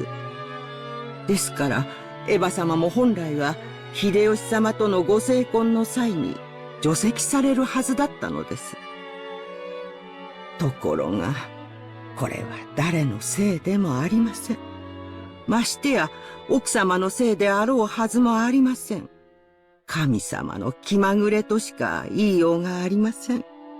クラウス様と夏日様にはなかなか子宝が授からなかったのです。何しろ男尊女卑の後ろ宮家でございます。妻は後継ぎを残すための道具。I mean, you say no one is to shame here, but like like this whole thing is the brainchild of grandfather Kinzo. So like I feel like there are some people to shame in here. There are some people that bear the blame here. Like maybe if they were like, hey, you know what? Actually, like this thing that we're saying right here, maybe it's fucked up. Maybe it's like a little bit fucked up. So maybe we shouldn't do that, and then it wouldn't be a blameless victim.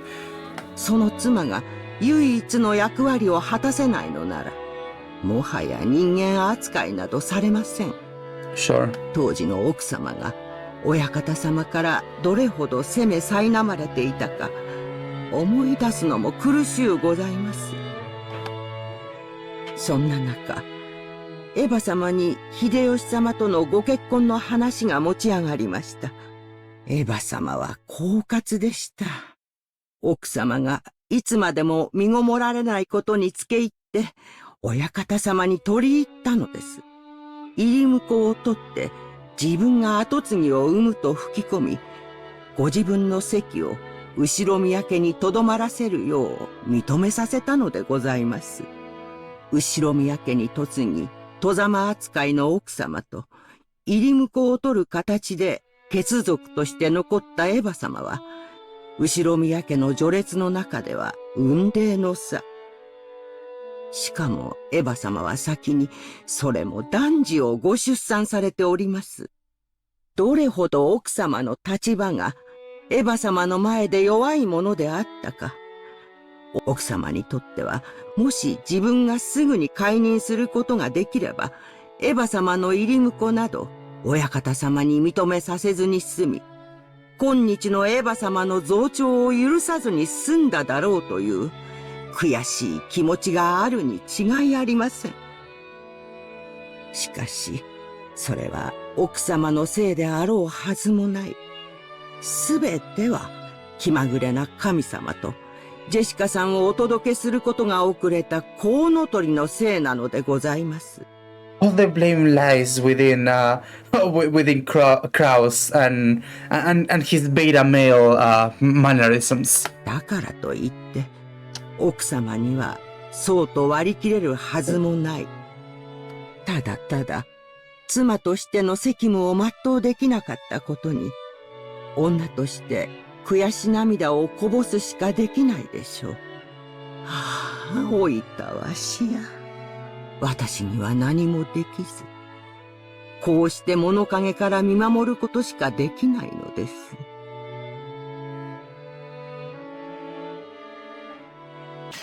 Oh shit! Who did that? Do you guys see? Do you guys see who threw a fucking rock at my screen? What the fuck? Ugh. Whatever. I think it will be fine. I'm gonna have to find a replacement for my screen. It'll be fine. We crossed the hall again on our way to the entrance. As we did, we once again spotted that witch's portrait. Probably Grandpa, yeah, it's probably through like a bottle of whiskey because he was, I don't know, he was crying about Beatrice. However, spotted is probably not the best word to describe that experience. It was more like our eyes were inexorably drawn to it. The woman's eyes, with their sage-like glamour, definitely had the power to make those who viewed it stand rooted to the spot. 魔女、ベアトリーチェか。本当かね Nah, it couldn't be right. パトラ信じてない？ Back when he had asked what this picture was, the first person to tell him had been Maria. Therefore, when Butler showed signs of doubt, Maria must have felt that Butler didn't have faith in her. Of course, that wasn't what Butler meant. Maria ran up to the portrait and began banging on a plate hanging below it. Maybe the title of the portrait was written there. Maria, trying to prove that she wasn't lying, obstinately continued to hit the plate. See, it says right here! See, come on, it says right here! See. 別にマリアが言ったのを疑ったわけじゃないぜ。パトラ納得。When he patted Maria's head and apologized, she seemed to accept it, sticking out her chest and proudly oohing. 何我が最愛の魔女ベアトリーチェ。懐かしき故郷を貫く。って、なんだこの怪しげな長い碑文はよ。The plate did have the title of the portrait written on it, but it was too big. It was much too big to contain only that. Beneath the title was what appeared to be a long epitaph. If you just skimmed over it, several unnerving words would jump out at you. すげえだろそれ。Yeah, she looks じいさま hot. が書かせたものだよ。意味深だろ？マリア知ってる。黄金の隠し場所。おいおい、後ろ宮家の隠し黄金の話か？そりゃまた懐かしい話だね。っていうか兄貴、これマジなのか？ What is it? これを書かせたおじいさまは、この絵とこの碑文に関しては何も語ってくれないんだ。でも、親類たちの間では、おじいさまの黄金の隠し場所を記したもので、And to whoever can solve my riddle 3, I leave all of my diamonds and my netherite. この謎を解いた者に、家督と黄金のすべてを譲るという意味ではないかと、all もっ my ぱら tier 1囁かれてるよ。subs. All my tier 1 subs, all my bits. I leave it to thee. マリア聞いた。黄金いっぱい。さてな、10トンの金塊なんてね。私はちょいと眉唾だけどな。しかしよ、こんな碑文を読んじまうと、マジかなって気になっちまうな。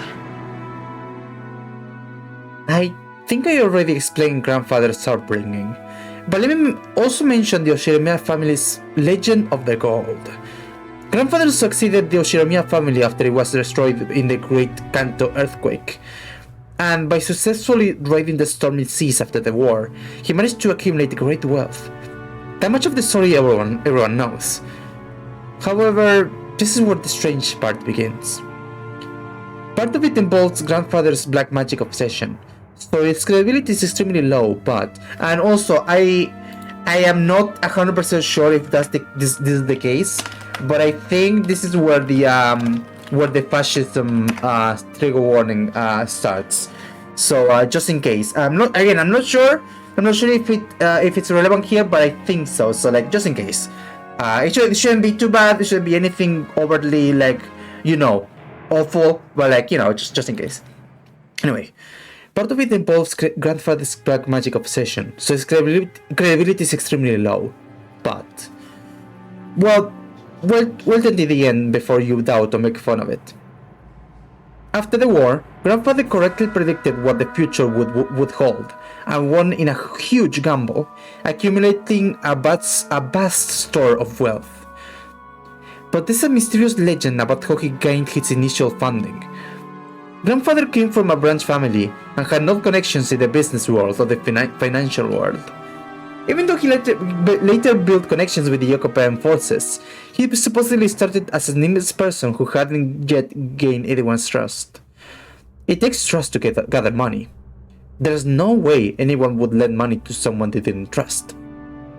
What did grandfather, who had no reputation at all, manage to obtain his first vast chunk of funds? When asked that question, grandfather supposedly answered like this. On a certain On a certain day, I encountered the Golden Witch Beatrice. Grandfather then went on and on about his continuing research into alchemy and techniques for summoning demons in order to become a great magician. And the entity summoned as the result of the demon calling ceremony was the Golden Witch Beatrice. He then apparently made a contract by which he will receive fortune and honor in exchange for his own soul. The witch then granted grandfather 10 tons of gold. Grandfather used this gold as collateral to prepare a vast quantity of funds, which he then used to multiply his wealth many times over and revive the Oshiromiya family. It seems this story is so old that even our parents were told it when they were still children. So, back when our parents were young, they explored this island in all sorts of ways, believing that the gold grandfather has received from the witch may be hidden somewhere. However, since there were the danger of them getting lost in the abandoned forest, grandmother began to spread the story that the witch lived in the forest and approaching it was forbidden. そんな話があったな。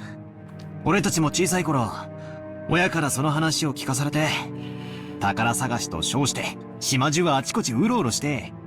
I love the idea that Grandpa inherited lots of money, freaking blew it all, and had to stick his soul to get more. Yeah, that's really fucking funny. But no, it isn't that way. It seems like it is like, he had to get money from the witch, and then he had to like fucking make more funds out of it. But like, why don't you just like spend the gold? Personally, like I would do that. Like how much is it worth, right? Like it's 10 tons of gold. I don't think you need like any investment for that. 森で迷ってワンワン泣いて、しお兄さんに見つけてもらって、親にめちゃくちゃ怒られたんじゃなかったっけ？懐かしいぜ。バカだったよな。だってよ、じいさまはその資本金で儲けた挙句でこの島を買うんだぜ。この島に来る前から黄金を持ってたってことになるじゃねえか。この島にあるわけがないぜ。そうとも限らないよ。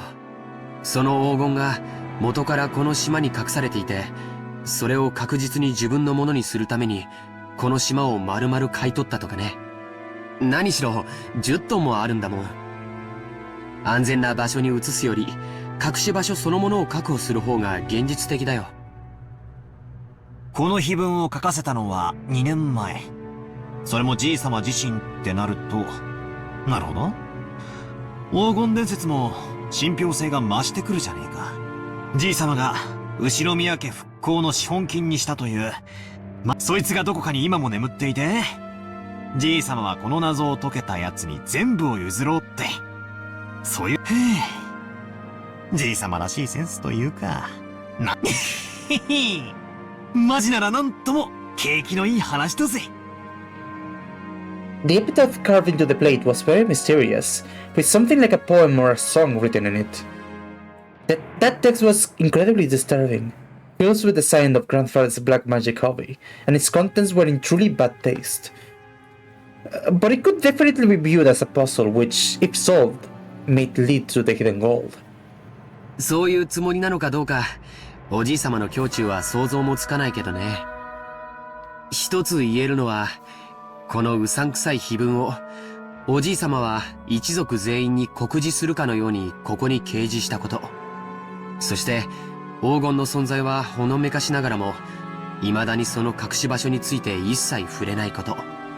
そこから、親たちが想像を膨らませて、おじいさまの知恵比べに違いないって言い出した。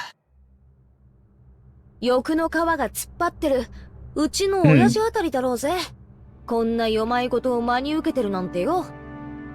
じいさまの黒魔術趣味はバカにしてるくせに、この隠し黄金の話だけは信じてやがる。調子のいい話さ。確かに、現実的な話じゃないよね。当時、無名で何のコネクションもなかったおじいさまに、無償で莫大な金塊を融資する人物なんているわけがない。それがいたからこそ、おじいさまはそのスポンサーを魔女と呼んだというなら考えられない話。でもよ、10トンだぜ、10トン。一体現金に直したらいくらくらいになるんだ？っていうか、とんでもない量になるはずだぜ。とんでもない量だよ。人類が有史以来発掘した黄金はせいぜい10万トンって言われてる。人類の歴史が手にした黄金の1万分の1を個人が手にしてるっていうのはとてつもないことだよ。それが一箇所にあり、しかもそれをおじいさまにポンと貸し出せるような魔女。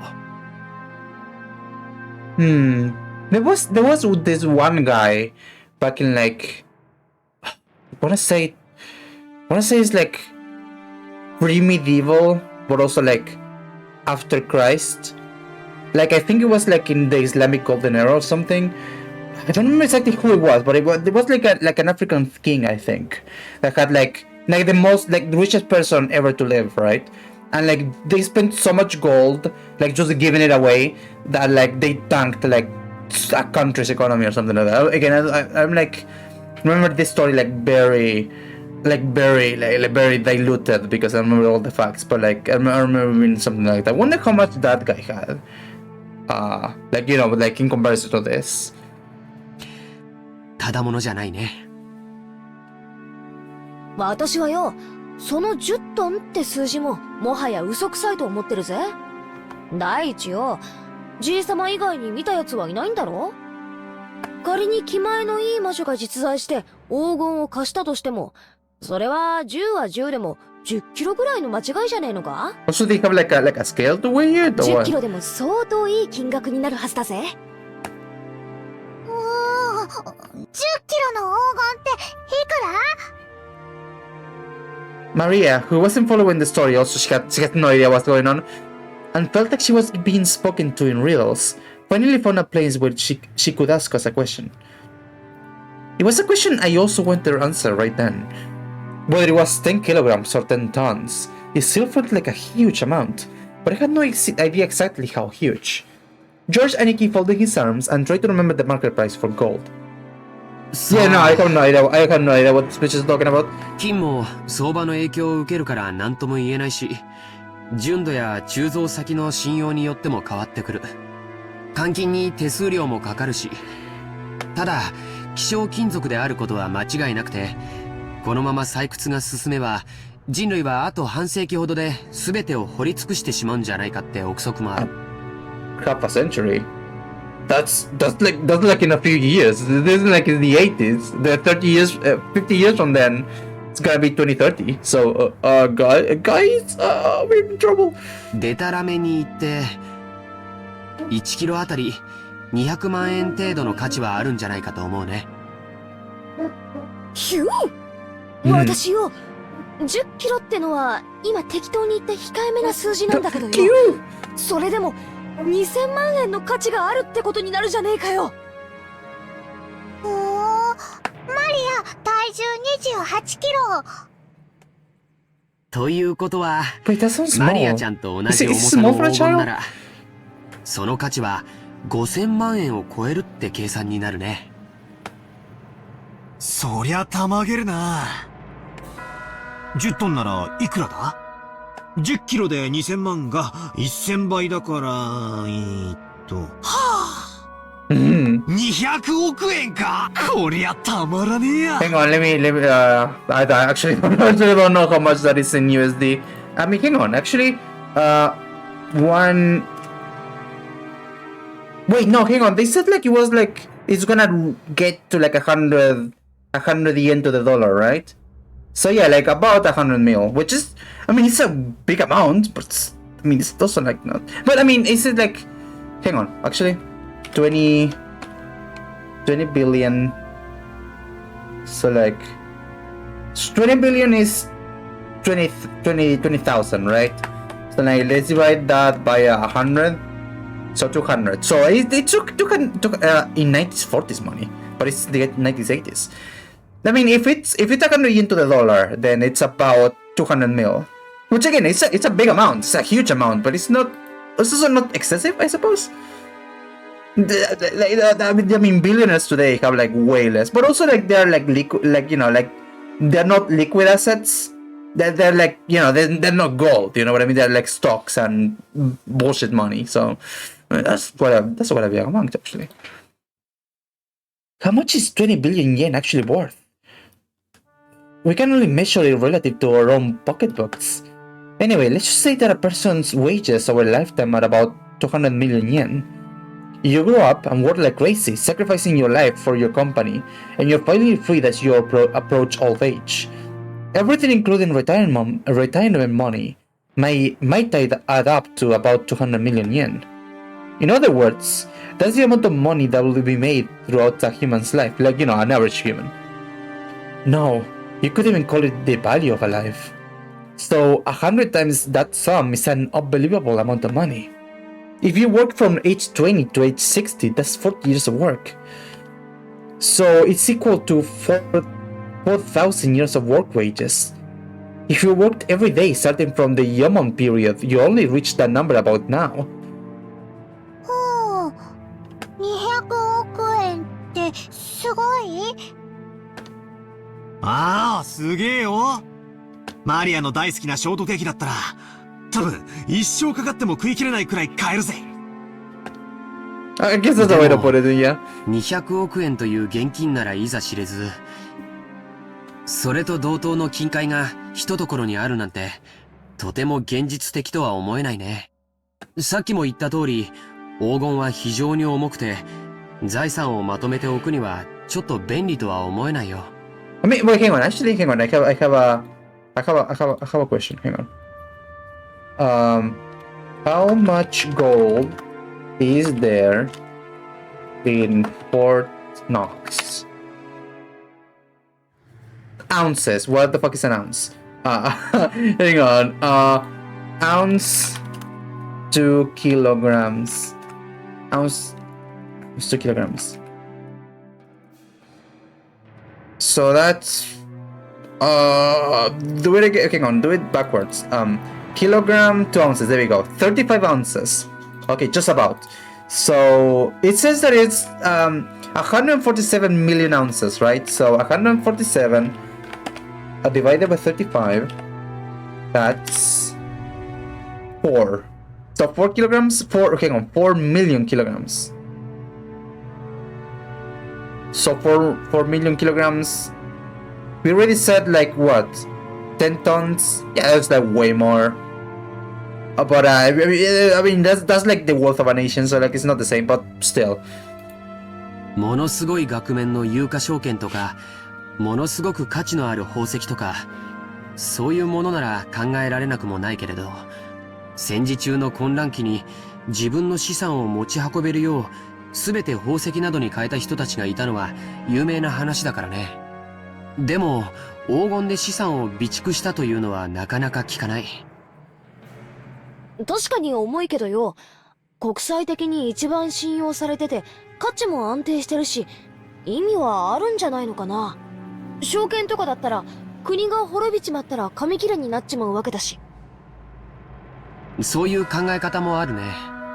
でも 10kg のインゴット一つでも体感重量は相当のものだよ。聞いたことない？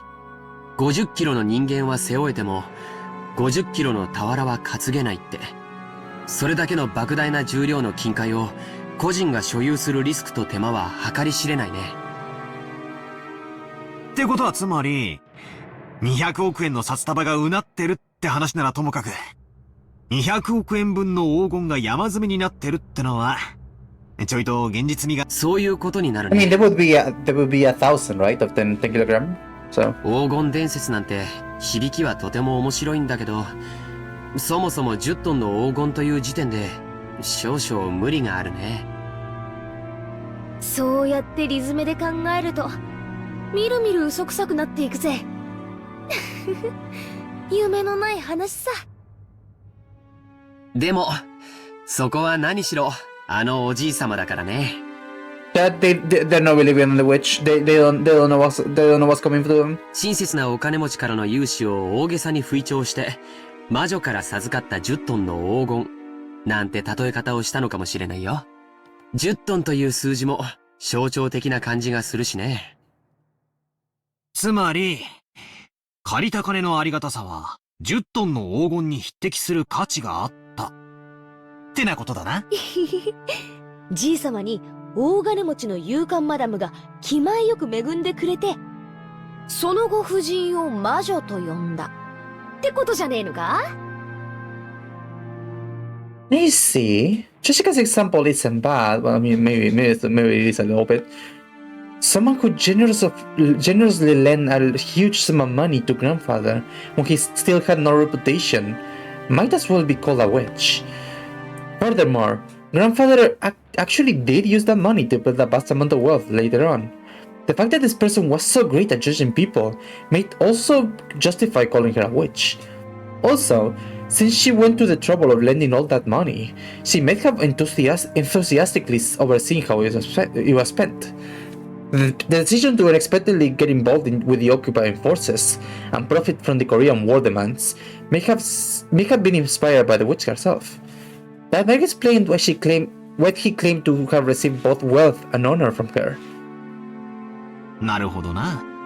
ってことはつまり、この魔女様は、後宮家復興のための資金を恵んでくださった。となりゃ、じい様が感謝の気持ちを込めて、こんだけでかい絵を描かせて掲げさせたってのも、なるほど、おかしい話じゃないのかもな。ひょっとするとよ、当の本人は見るからに魔女っぽいばあさんだったかもしれないぜ。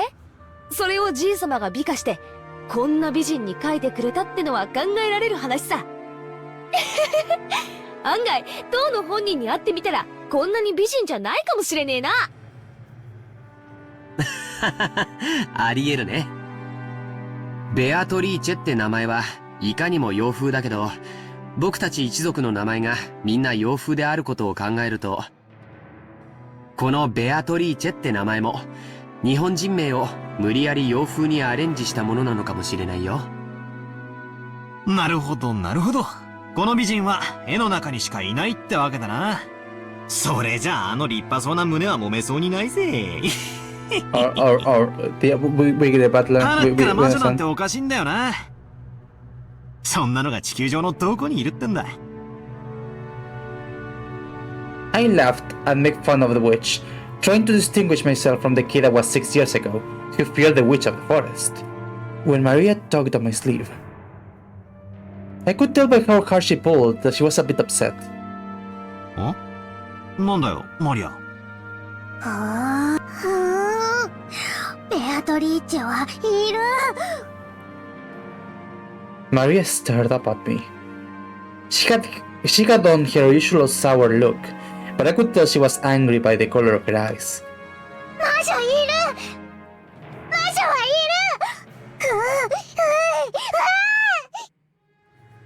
る。なんだよ、そりゃいるだろうよ。テレビをつけりゃアニメとかによ。いる。魔女はいる。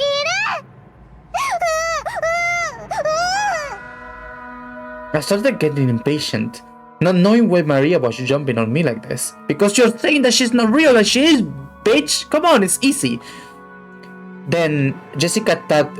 Maria's right, Maria's the only one who understands. Come on. Then Jessica tapped me on the shoulder and whispered. バカだな。子供の夢打ち砕いてんじゃねえぜ。マリアは魔女とかベアトリーチェとかが確かに存在するって信じてんだよ。確か、マリアちゃんは学校の文集に、将来なりたいものは魔女って書いたんだっけ？ Dude, she's so real for that. She's so based. Maria nodded seriously. Tears started to run from the corner of her eyes. I see. To a girl who wants to become a witch in the future. The existence of Beatrice was proof that witches do exist in this world, and was, therefore, an image that she yearned after and admired.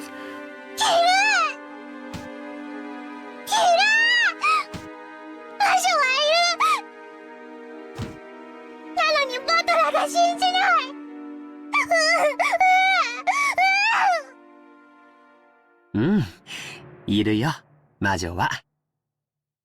お兄ちゃんは信じるよ。She's speaking to me like a child. George and Nikki kneeled down and hugged Maria's head. Watching this, Jessica poked my side. So that's what it is. It's like shouting that Santa Claus doesn't exist in front of a child who believes in him on Christmas Eve. I'm not the kind of guy who likes to shatter Kim's dreams. 悪かったぜ。Yeah, you better be sorry, bitch. 別にマリアの夢にケチをつけたわけじゃねえんだ。謝るよ。ベアトリーチェはいるよな。今もこの島の森の中に住んでいて、夜な夜なこの屋敷で何をやってるのか覗き見しに来るんだろ。だから森には入っちゃいけない。夜はいつまでも暗い森を眺めていてはいけない。森の魔女ベアトリーチェに見つかってしまうかもしれないから。ばあ様がそう言ってたんだもんな。本当にバトラーは信じる？ああ、信じるぜ。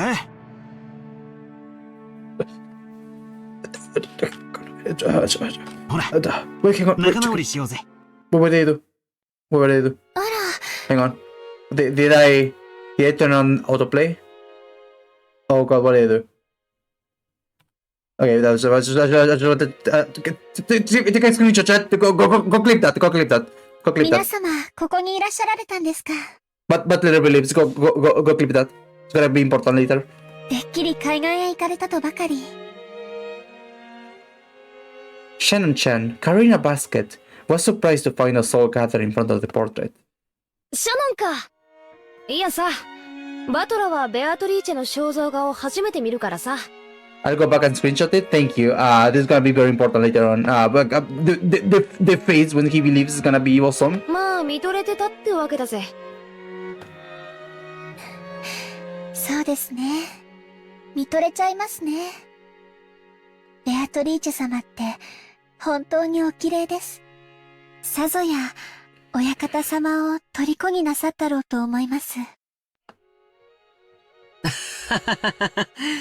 パトロン説の他にも、おじい様の初恋の人だという説もあるんだ。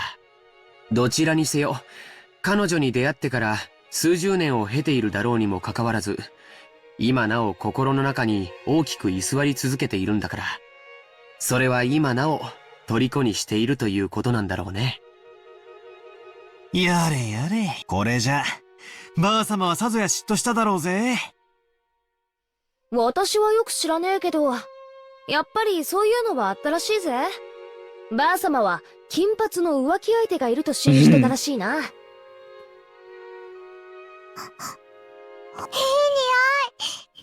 シャノンからいい匂い。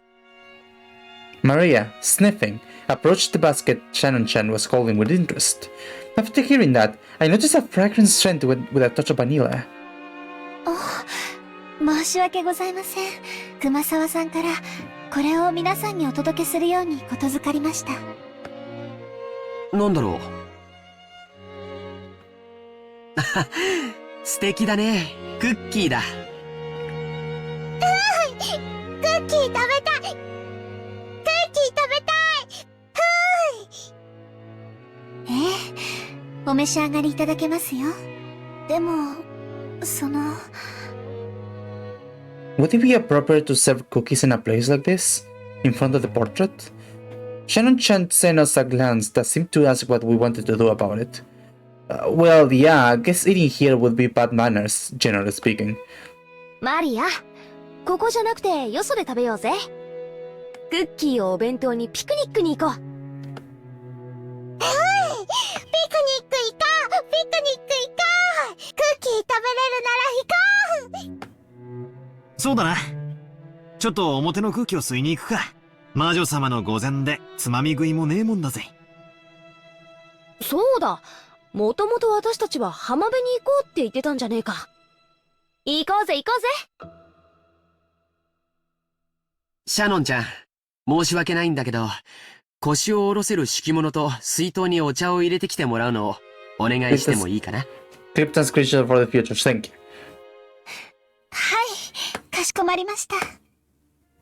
Shannon-chan received her instructions and gratefully bowed before retracing his steps. We headed for the beach and around. Everyone headed for the entrance in a group. Feeling as though that witch was staring down at our backs, I turned around once more. アトラ、まだ信じてない？いや、信じるぜ。ちょ、Krypton! その方が夢があるしな。I'm certain on playing on Steam because I could just like spam F12 and you would be able to hear that. There's fucking... You'll be able to be like... Be able to hear like fucking me going on the background like fucking... Oh my god, voice so slow! I hate this fucking program, Jesus Christ! My goodness, like it takes like a million years to do any fucking bit with this fucking program. Jesus Christ, anyway, you'll be able to hear... 黄金の魔女ベアトリーチェがじい様に10トンの黄金を授けた。それで、その黄金がどこかに眠っているかもしれない。しかもそいつを、じい様は怪しげな碑文に書き残し、こういうロマンはあった方がいいってもんさ。200億円の黄金か。私たち4人で山分けしたって、とんでもない金額になるな。一人頭50億円か。すごいね。それだけあったら、どんな事業でも起こせそうだよ。いや、そもそも、働かずに、生涯を優雅に過ごせるだろうね。I mean, can't already you do that? Like, you're rich, dude, come on. 50億円よりクッキークッキー。 Also, Maria has the right, like, she has the right mindset. She has the cookie mindset. マリアには金よりクッキーだな。しかし、50億円か。夢のある話さ。I also want cookies. I want tacos. My sister is preparing tacos right now, so I'm excited for that. Looking forward to that.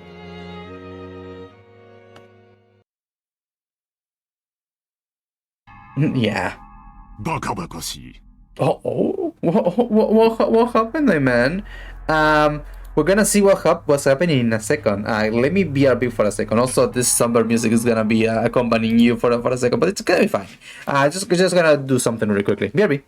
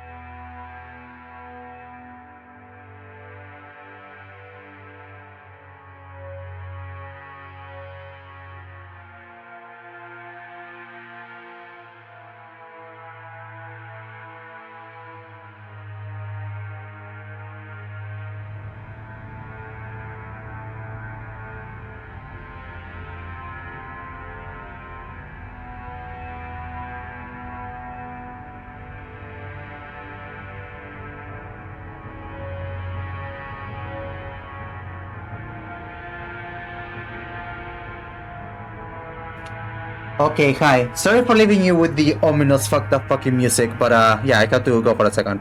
I'm gonna have to leave you for like a minute or two, in a bit, because I'm gonna have to go prepare my taco. I'm just gonna have to put it together basically. Fucked up that the one part sounds like the Bob logo sequence music. Really? I'm gonna have to check that out. But yeah, anyway, let's continue. Kraus has been indignant or something. まさかお前たちは親父殿の黄金伝説を本当に信じているのかね Well, I mean, it's real. What? You mean you don't believe? Non-believer? 魔女が黄金を与えた云々はさすがに信じねえさ。だが黄金の話だけは間違いじゃない。お父様が出自不明の金塊を持っていたことは複数の筋から確認されているわ。死んだマルソーの会長は生前、お父様に某所で積み上げられた金塊を実際に見せられたという。お父様はそれを指して、10トン分あるとはっきり明言したわ。老いぼれのざれ言じゃないか。親父殿と一緒に存在しない黄金の存在をでっち上げただけだ。取るにも足らない。Chat, they don't believe. They don't know what's coming to them. 存在せん黄金にあないな軍資金は集まらへんで。会長さんは生前、その真摯なお人柄であれだけ大勢の財界人から尊敬を集めたお人や。詐欺の片棒なんか担がへん。兄貴、マルソーの会長は確かに見たんだ。10トンの黄金をはっきりとその目で。しかも親父はそのインゴットの一つを任意で抜き取らせ、会長に持ち帰らせて鑑定させた。それは10キロのインゴットで、鑑定結果は純度49。インゴット表面には後ろ宮家の家紋である片翼の鷲が刻印されていたという。後宮の黄金伝説は瞬く間に財界のフィクサーたちの間に広がったわ。鋳造元不明の黄金は換金率が悪い。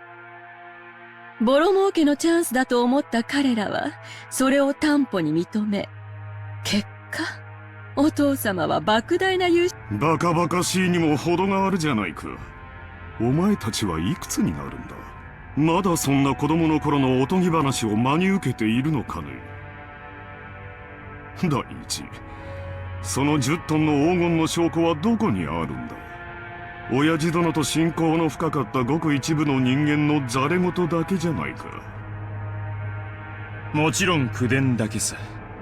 でもよ兄貴、親父が調達した莫大な金はそれに見合う担保が必要だった。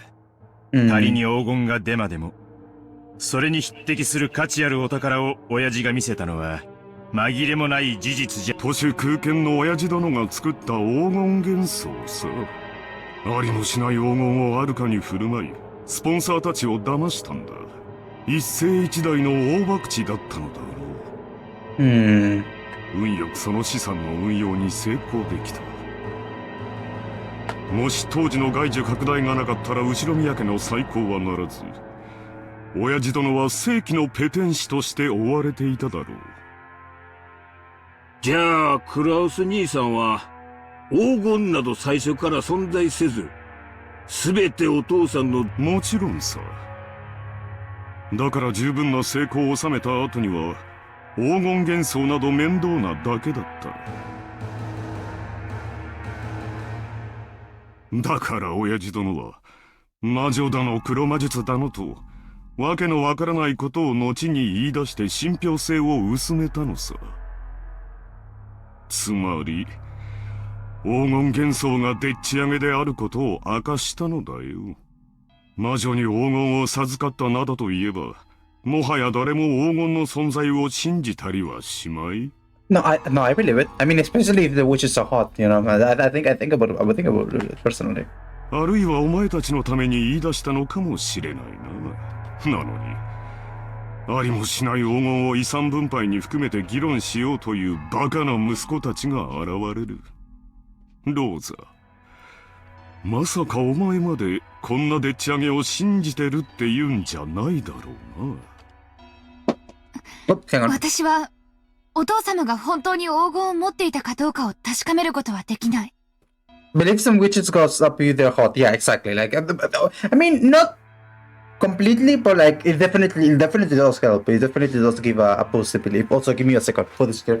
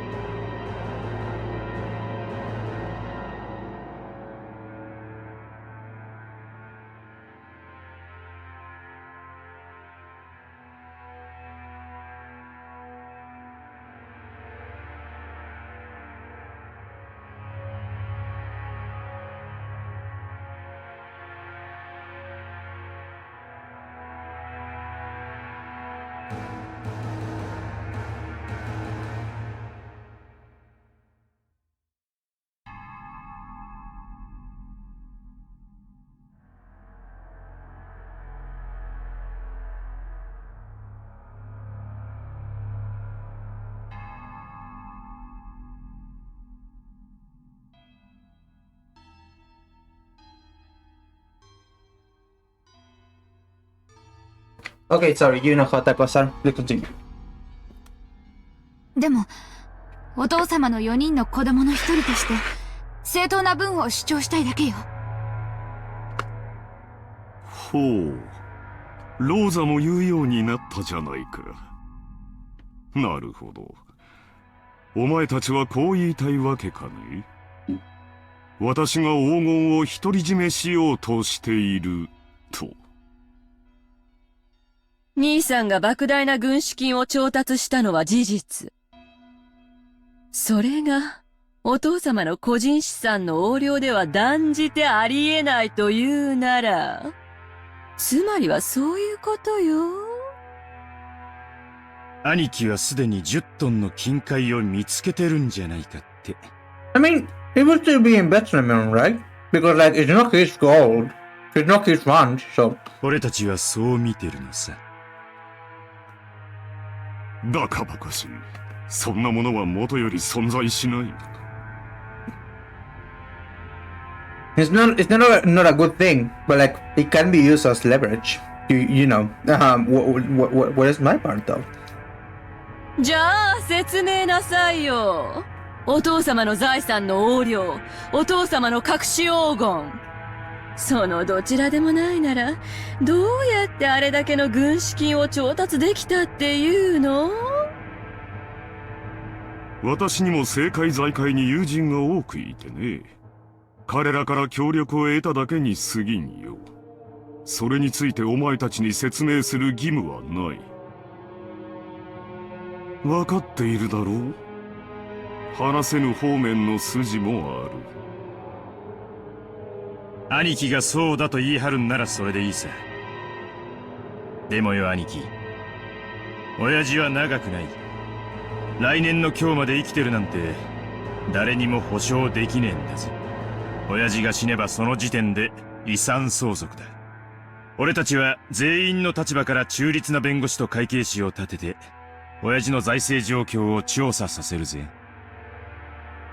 その時、お父様の資産に兄さんが不当な干渉をしていることが発覚したなら、お分かりね。何の話だかさっぱりわからんね。妻でなくても憤慨したい気持ちだ。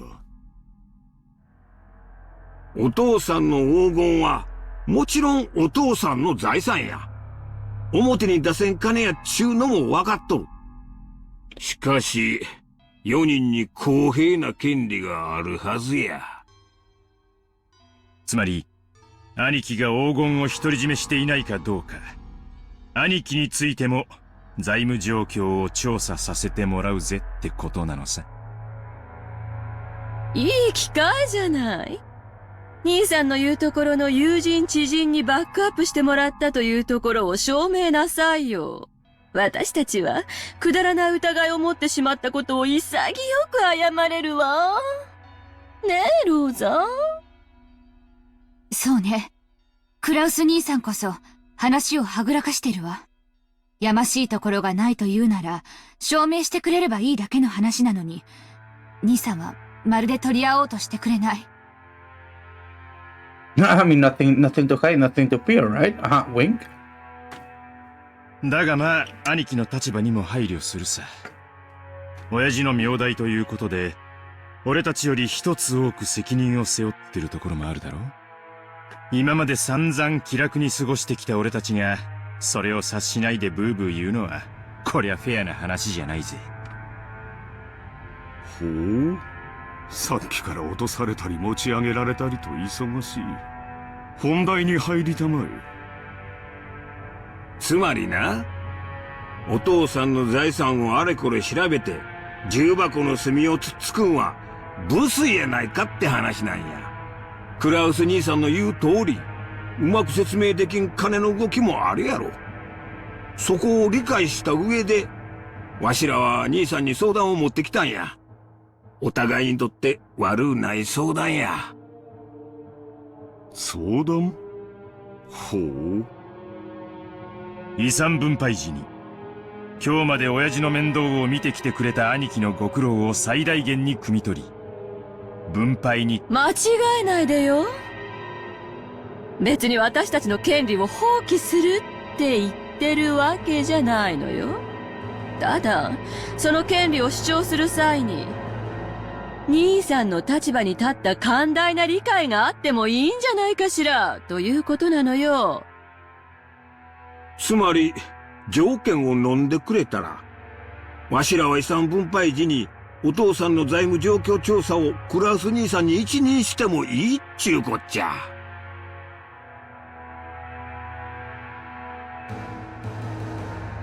All of the siblings from Eva downward suspected that Kraus was trying to steal their father's wealth.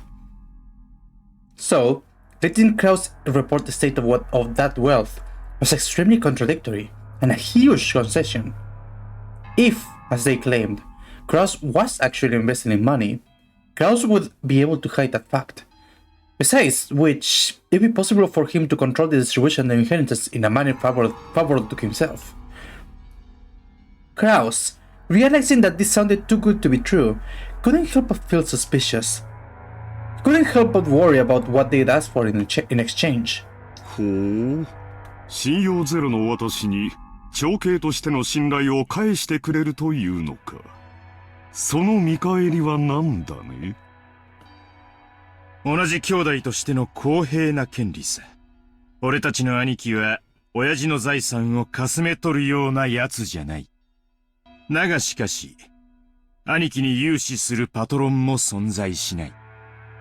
となりゃ、つまりこういうことなら、兄弟は納得するわけさ。兄さんは10トンの黄金を見つけ、それを担保に軍資金を作った。そう。お父様がかつてそうしたようにね。You know the way. Give me your number, now. そういうことなら、お父さんの財務状況におかしな点は一切あらへん。クラウス兄さんはずっとお父さんの世話をしてきた高校息子や。そないなお人を信用せんわけにはいかへん。回りくどくて分かりづらいな。もっとはっきり具体的に言いたまえ。条件の一つ目。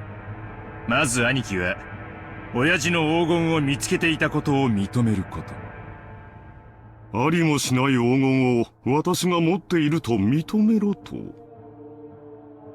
条件2、その黄金について、兄弟の取り分を認めこれを支払うこと。バカな。ありもしない200億の黄金について一人頭50億、合計150億を支払えというのか。バカバカしい。最後まで聞きなはれ。そない大金出てくるのは分かっとる。でけへん取引はするつもりないで。もちろん黄金の取り分についてもクラウス兄さんの今日までのご苦労を十分にねぎらって換算するつもりや。条件3、黄金の分配は後宮本家当主跡継ぎの肩書きに 50%、残りを兄弟の正当な取り分として分割。もちろんクラウス兄さんもこれには含めるわよ。200億のうち125億を兄貴に、25億をエヴァ姉さんに、25億を俺に、25億をローザに。ありがたくて涙が出る分配じゃないか。存在しない黄金のためにお前たちに75億支払えというのかね。何よ。兄さんの取り分は私たちの5倍じゃない。Given the gold exists, obviously. 私なら踊り上がっちゃう好条件よ。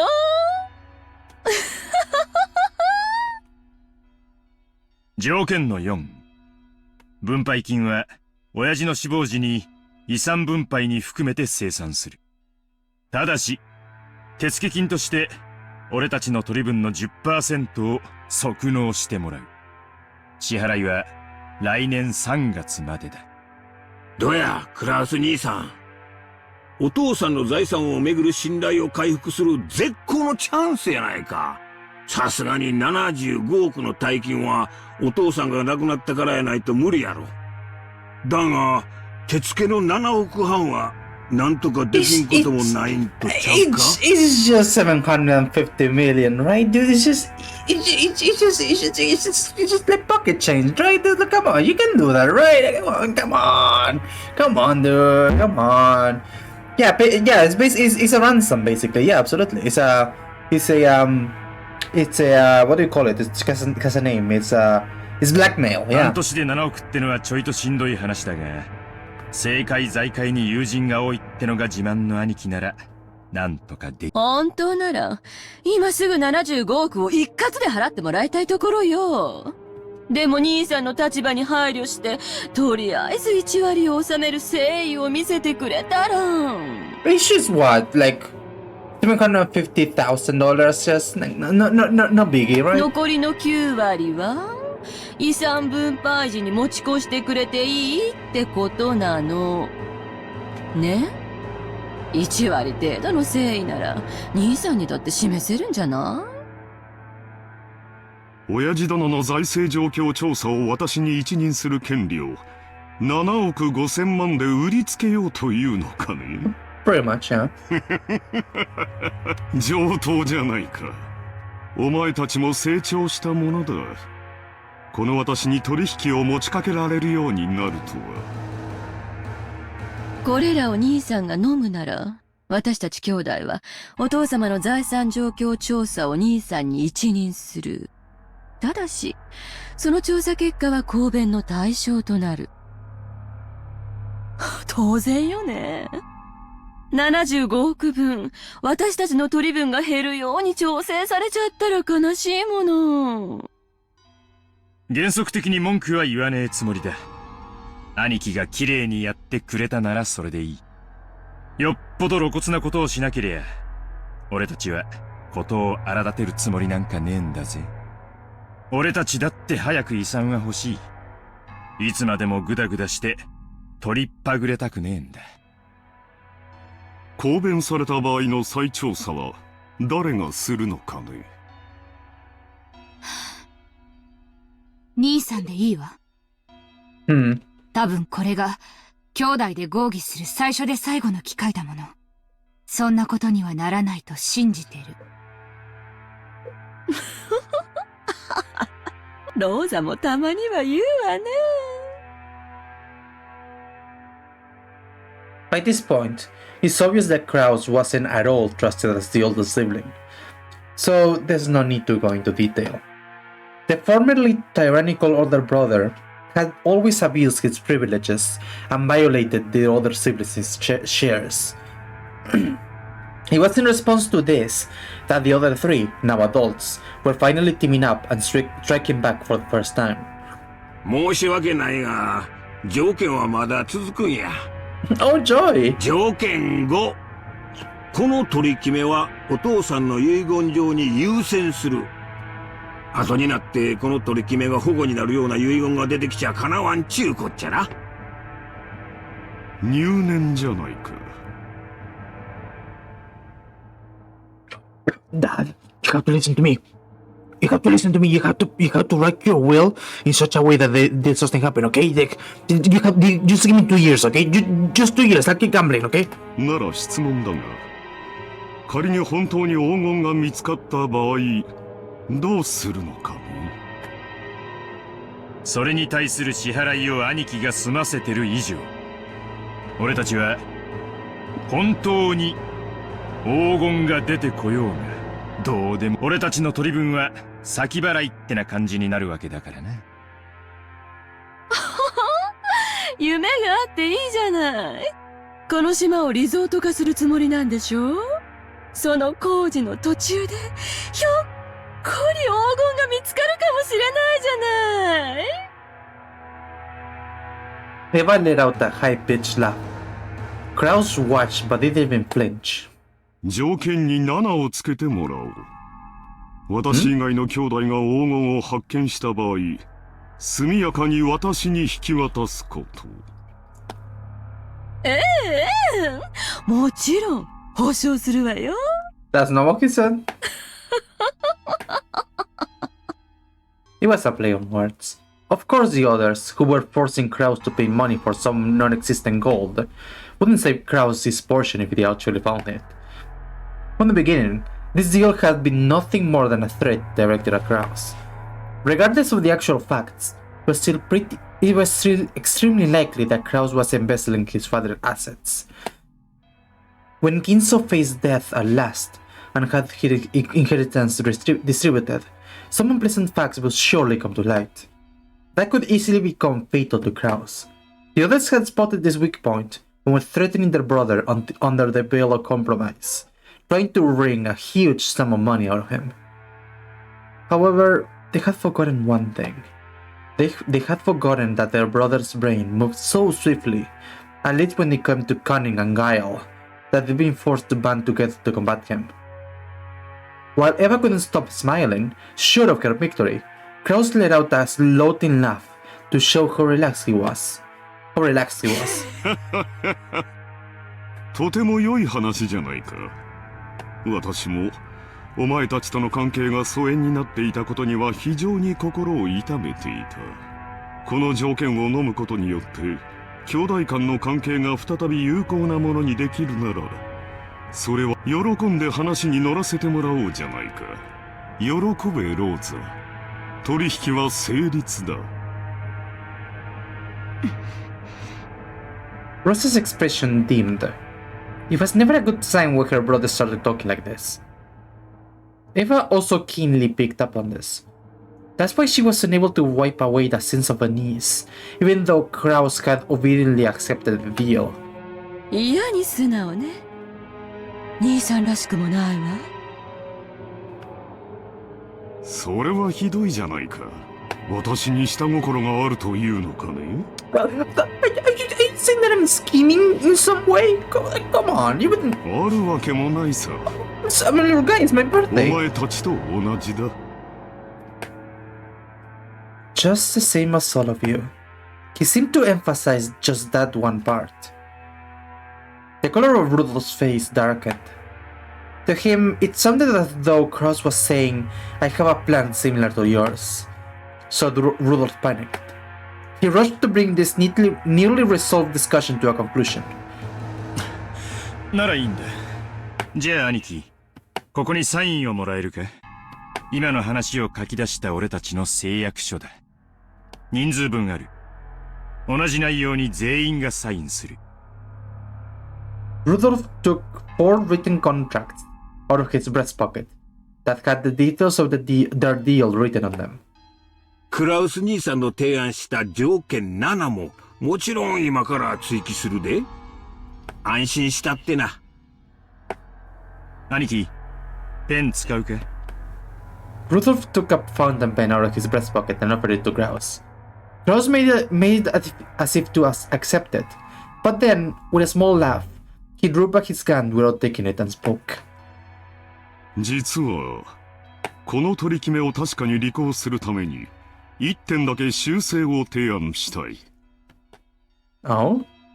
As soon as Krause said that single sentence, all of the siblings felt as though something ominous was creeping up their backs at the same time. ダメよ。もう決まった話よ。黙ってサインを。エヴァ、何を焦っているんだね。She's anxious. も She's ちろん scared. サインはする。お前たちに黄金の分け前、75億円分を約束する。親父殿の遺産分配の時、きれいさっぱり清算することも約束する。だが、一点だけどうしても譲歩してもらいたい部分があるのだよ。何の話だよ。どの点が気に入らねえってんだ？分け前の1割、7億5千万円を即納する点だよ。お前たちの指摘通り、私の財政状況は決して裕福ではない。数々の先行投資によって未来に必ず回収できると保証されながらも、今のこの時点では火の車であることは認めなければならない。つまり、今すぐに動かせる金は全くないということだ。私は無能で詳細の嗅覚も鈍い。I'm so dumb. My clothes are so raggedy. I'm a fucking idiot. I'm just too bad.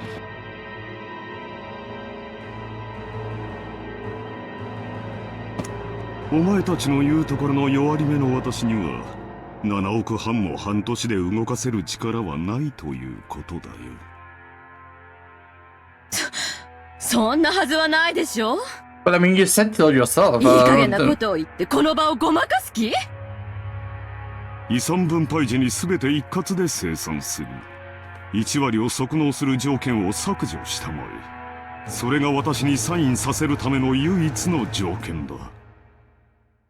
クラウス兄さん、この1割はな、あくまでも兄さんの誠意を測る数字なんやで。No, you don't understand. I am sincere, yes, I am sincere, but I'm not gonna pay you right now. I'm just gonna pay you, in the future. Yes, in the future, where I definitely, fork up the money. Yes, I'll definitely pay you in the future, and I'll have the money then, which I don't have now, but I will have it then. I'll for sure have it then. Yes, absolutely. That's gonna happen. Yeah. Also, give me 1 second. Put.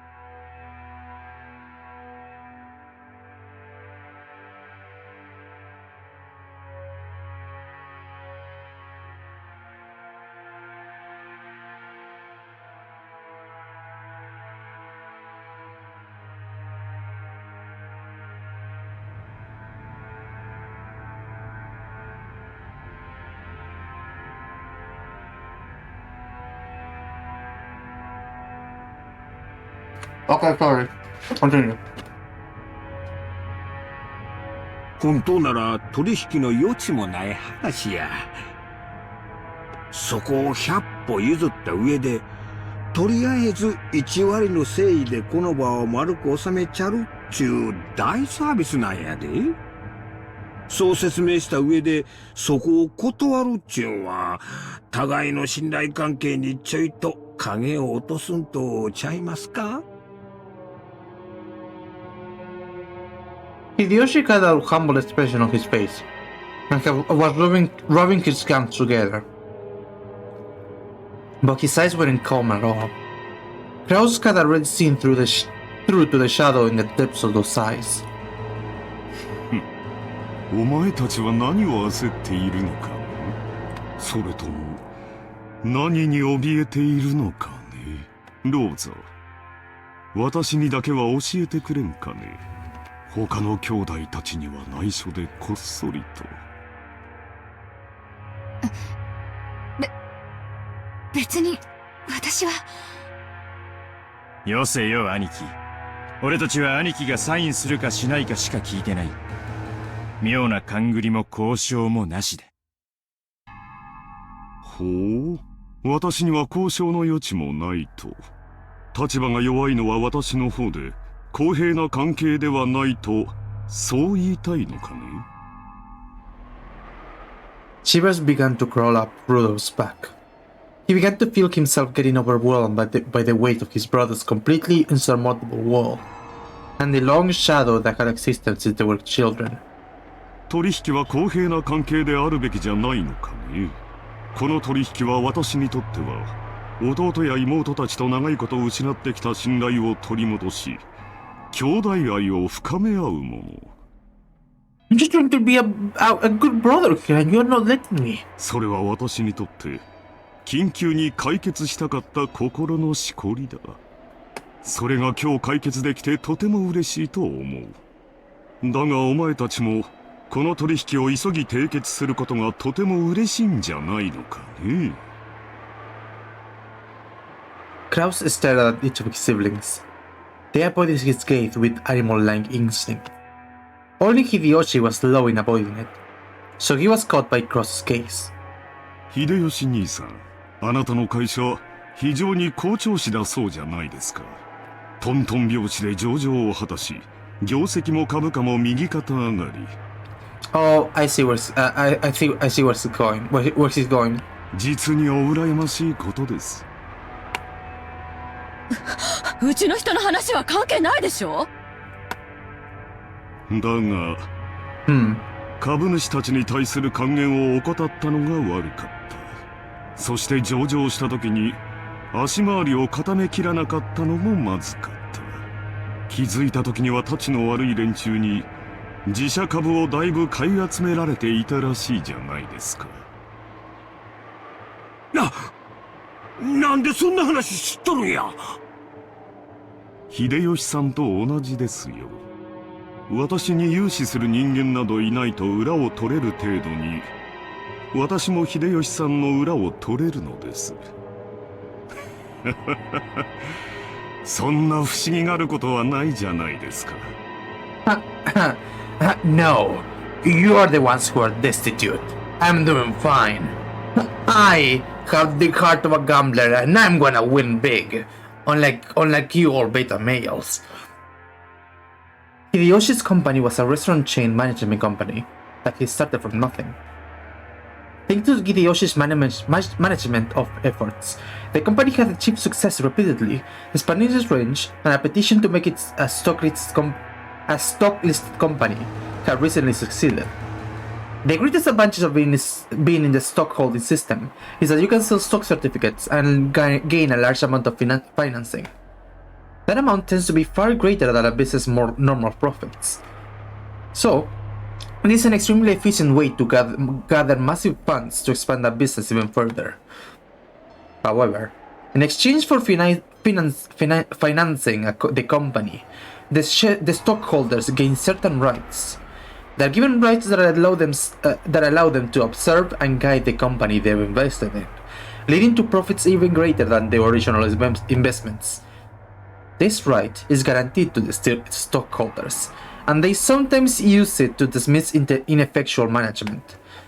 The right allows them to keep an eye on management and prevent the money they've invested in the company from going to waste.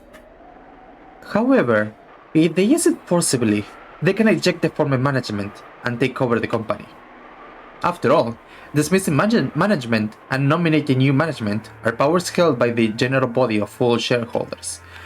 That power is determined by the majority decision of the stockholders, and people who hold more stock get to cast more votes.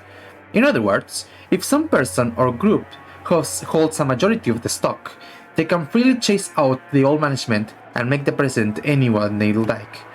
If they want, it's also possible for them to make themselves president. Most companies take various defensive measures to stop malicious people from buying up their stock and threatening the position, like ensuring that lots of stocks is bought by those close to them, such as company employees. However, Hideyoshi's company had only recently become stock listed, and he hadn't had time to strengthen those defensive measures. Or maybe Hideyoshi was so engrossed in the management of his company that he couldn't properly understand the dangers of being stock listed. It's hard to say whether he should be viewed as a kind-hearted manager immersed in the work of management, or a foolish manager who had his feet sweep out from under him.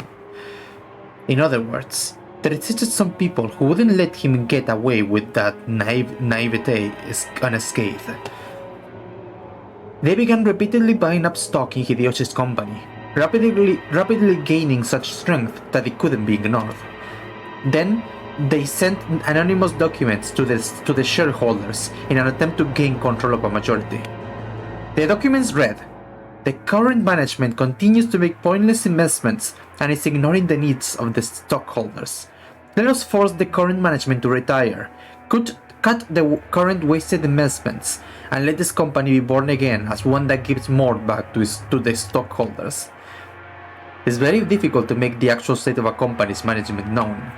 The fruits of Hideyoshi's sleepless nights and constant concern from his company were cruelly distorted, and he lost the trust of his stockholders. Thanks to these efforts, this group had almost collected a majority of the company's stock. At that point, even Hideyoshi noticed and started to buy back the stock, but the stockholders realized that the company was undergoing an acquisition maneuver, and each demanded a ridiculous price for the shares that Hideyoshi was trying to buy back. They continually tortured Hideyoshi, who had no leeway in the negotiation of the price.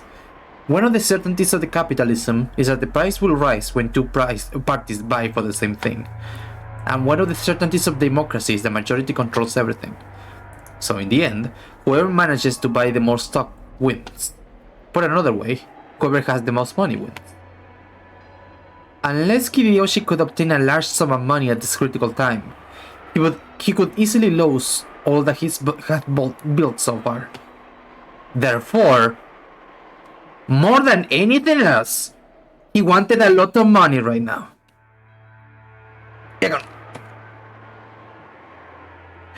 He couldn't wait for the division of Kinso's inheritance, since no one knew when he would die. ルドルフの方も最近は大変だそうじゃないかね。It's time for Kraus to roast everyone here? 海外は怖いとよく言うが、本当にそうらしいな。アメリカの裁判は極めて感情的に決まる。Trials? 彼らは外国人に寛大な判決など出しはしない。先方と和解した方が結局は安上がりになると弁護士に忠告を受けたんじゃないのかね。何の話？まあ仕事上のトラブルさ。Chad, does she know? 大したことじゃない。金でケリのつく話さ。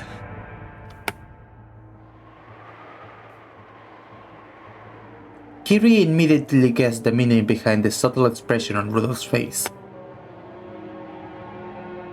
Her husband had gotten wrapped up in some kind of trouble without her knowledge, and had been worried over it alone. She didn't know, Chad, she doesn't know!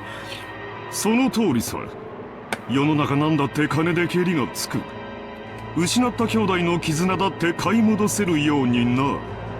アメリカは権利侵害などにはうるさい国だ。だが金さえあれば何でも和解できる。資本主義万歳だよ。もっとも、和解金は数百万ドルにも及びそうだとの噂もあるがね。Rudolph's had been building a large amount of wealth with a certain type of niche industry. However, a niche is a niche. It definitely wasn't a business exposed to the light of day. An American corporate giant was trying to accuse Rudolph's company of violating their rights. For various reasons, it was thought that victory for Rudolph in this trial would be extremely unlikely, and he was being forced out into an all-out surrender. But even so, there was a way for this to be resolved with money. If he could just pay that money, it may still be painful, but he'd be able to pick himself back up. But if he didn't pay, he'd lose everything. Therefore, more than anything else, he wanted a lot of money right now. ローザは清く正しい。I don't think I've forgotten about you. 危険なマネーゲームなどには手を出さない。だが、お人よしな性分が災いしたんじゃないかね。連帯保証人は気安く引き受けるものではないと思うがね。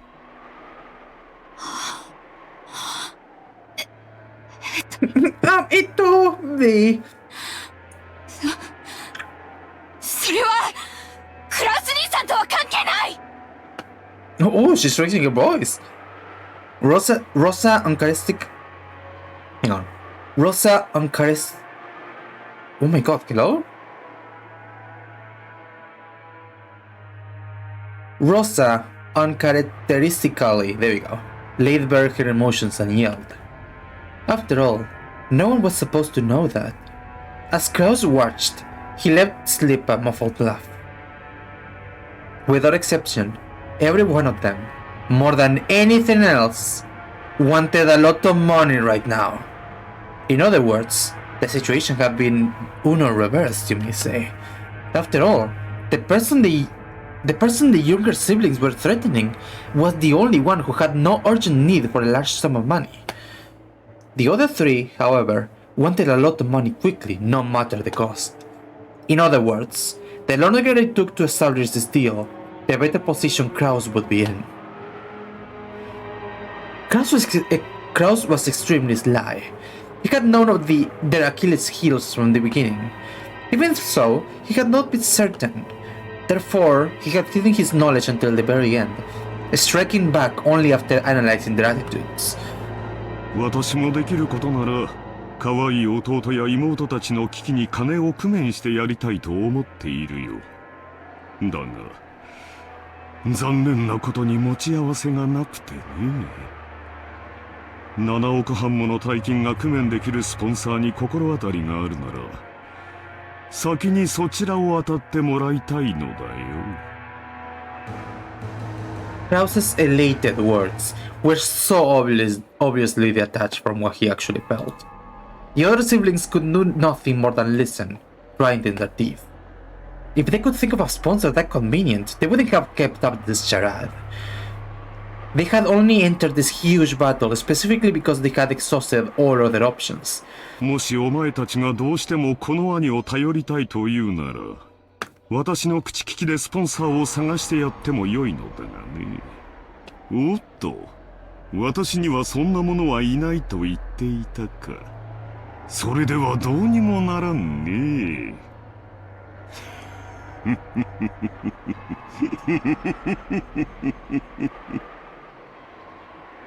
Krause's low, gloating laugh began to fill the parlor. The younger siblings, who had been driving the oldest brother into a corner until a moment ago, could do nothing more than grimace and grind their teeth. エヴァ、冗談じゃないわ。兄さんに借りなんか作れるもんですか。冗談じゃない。冗談じゃない。クラウス兄さんを頼ったらどう助けてくれるの？言ったではないか。私にできるのは他のスポンサーを探すだけだよ。もちろん利息を融通してもらえるようには最大限交渉するがね。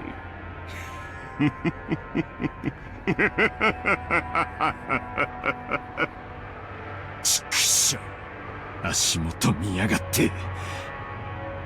あなた、落ち着いて。落ち着いてるぜ。俺は極めて冷静だぜ。クソったりが。He grabbed her husband's hand, but that action made him feel even more pitiful, so Rudolph shook it off. Krause laughed, as though watching something highly amusing. こんな時、本当に親父殿の隠し黄金が見つかればいいんだがね。そうすればすぐに25億ずつをこの場で切り分けてやれるのだが、残念4億。非常に極めて実にどうしようもなく残念だ。今宵は兄弟みんなで酒を酌み交わしながら、親父殿の隠し黄金を、ベアトリーチェの碑文の謎をみんなで解き明かしてみようじゃないかね。仲良し兄弟が4人揃えばきっと解けない謎はないはずさ。We just need to stick our way out, guys. It's gonna be fine.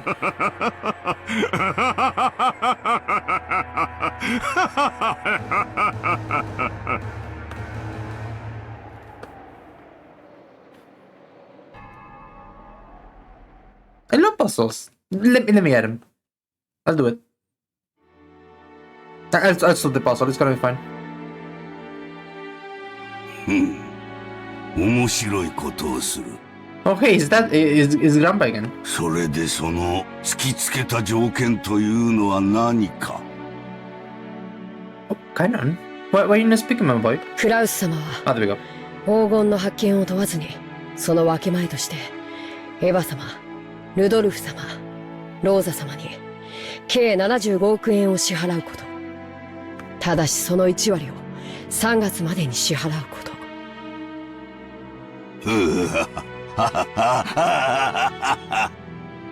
クラウスの間抜けめ、弟たちに足をさらわれるとはな。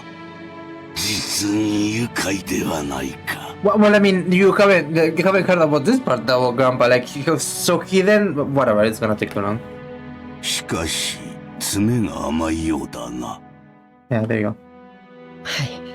クラウス様はそれを、エヴァ様以下、お三人が緊急に大金を用立てする必要があるためと、カンパされました。その程度のことは看破できるのか。中途半端に無能な男め。今はどうしている？話は一度中断されました。今はベアトリーチェ様の碑文の話をされています。私の黄金がどこに隠されているのか、その謎を解こうとか。はい。Inso set down his spectacles and 奇跡 snorted. の成就が先か。愚か者どもが黄金を暴くのが先か。実に見ものではないか。愚か者どもが我が謎を解き明かしたなら、我が屍を骨の一かけらまでしゃぶり尽くすがいい。愚か者どもの貪欲さが偉大なる魔法に奇跡を宿らせるのだ。だがもし奇跡の成就が先だったなら、ベアトリーチェは再び蘇る。私が半生をかけて追い求めたあの美少が蘇るのだ。Dude, will he say it again? Will he say it? おー、ベアトリーチェ。奇跡を落とす聖なる夜がやってくるぞ。悪魔たちとのゲームが始まるぞ。I love the way he says that. 私はきっと打ち勝つ。絶対に生き残る。他の奴らの命はくれてやる。富も名誉も財産も黄金も何もいらぬ。ただお前の微笑みがもう一度見たいだけなのだ。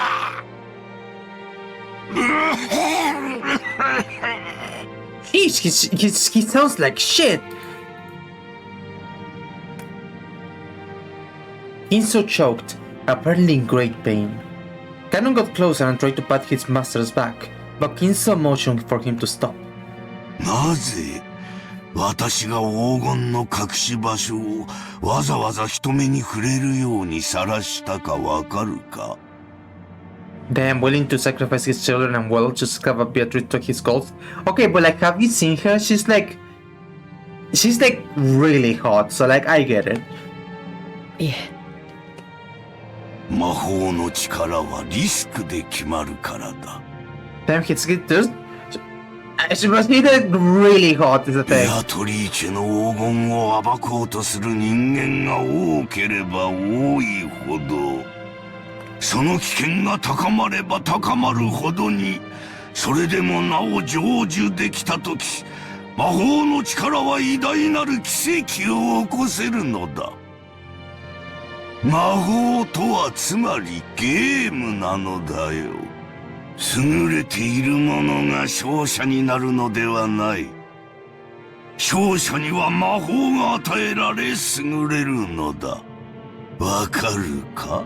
生命の奇跡が数億分の1という神々しい確率に勝利するからこそ与えられるようにな。お前には少し難しいか。Mom, Grandpa is going on about his bullshit again. 申し訳ございません。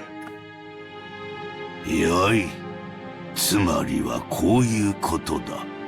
ベアトリーチェの碑文の謎を解いた者には、私が築き上げてきた全てを与えよう。富、名誉、黄金、そして後宮家の家督。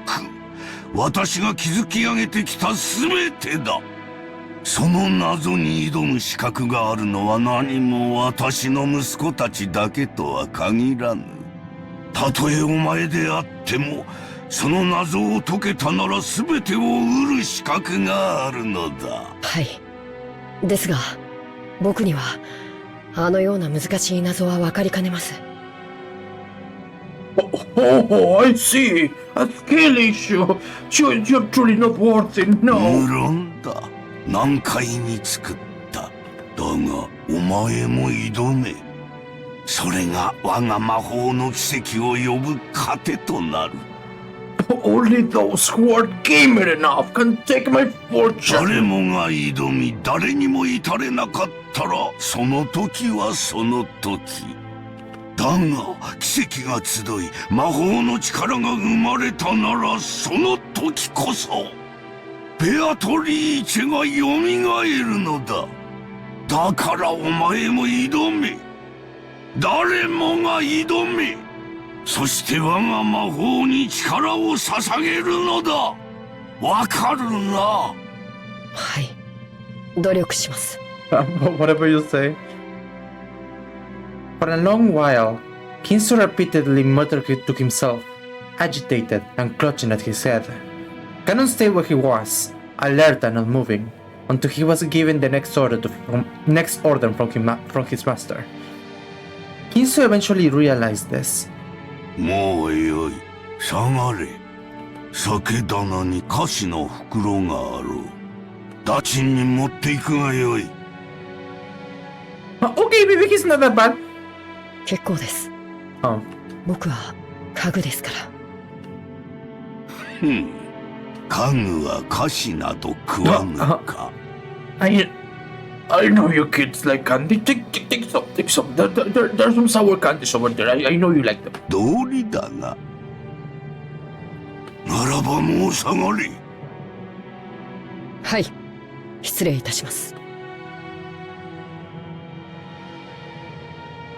Furniture? That sounds fucked up. No. Ganon bowed and left the study. As the door closed, a heavy locking noise sounded out.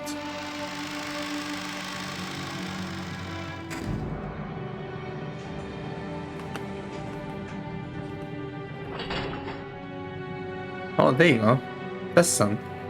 But it was not the sound of Ganon locking the door. Yeah, he's going back to his little containment room, where he has his enrichment and his black magic, like that like he uses to entertain himself, I guess living his best life.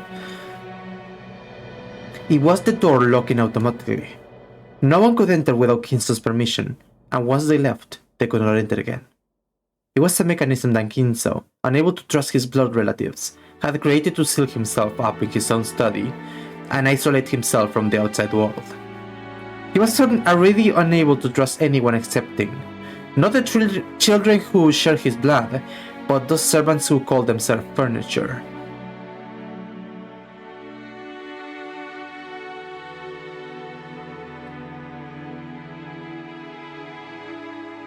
Nanjo-sama, いかがなさいましたか? If he died and they know what we know.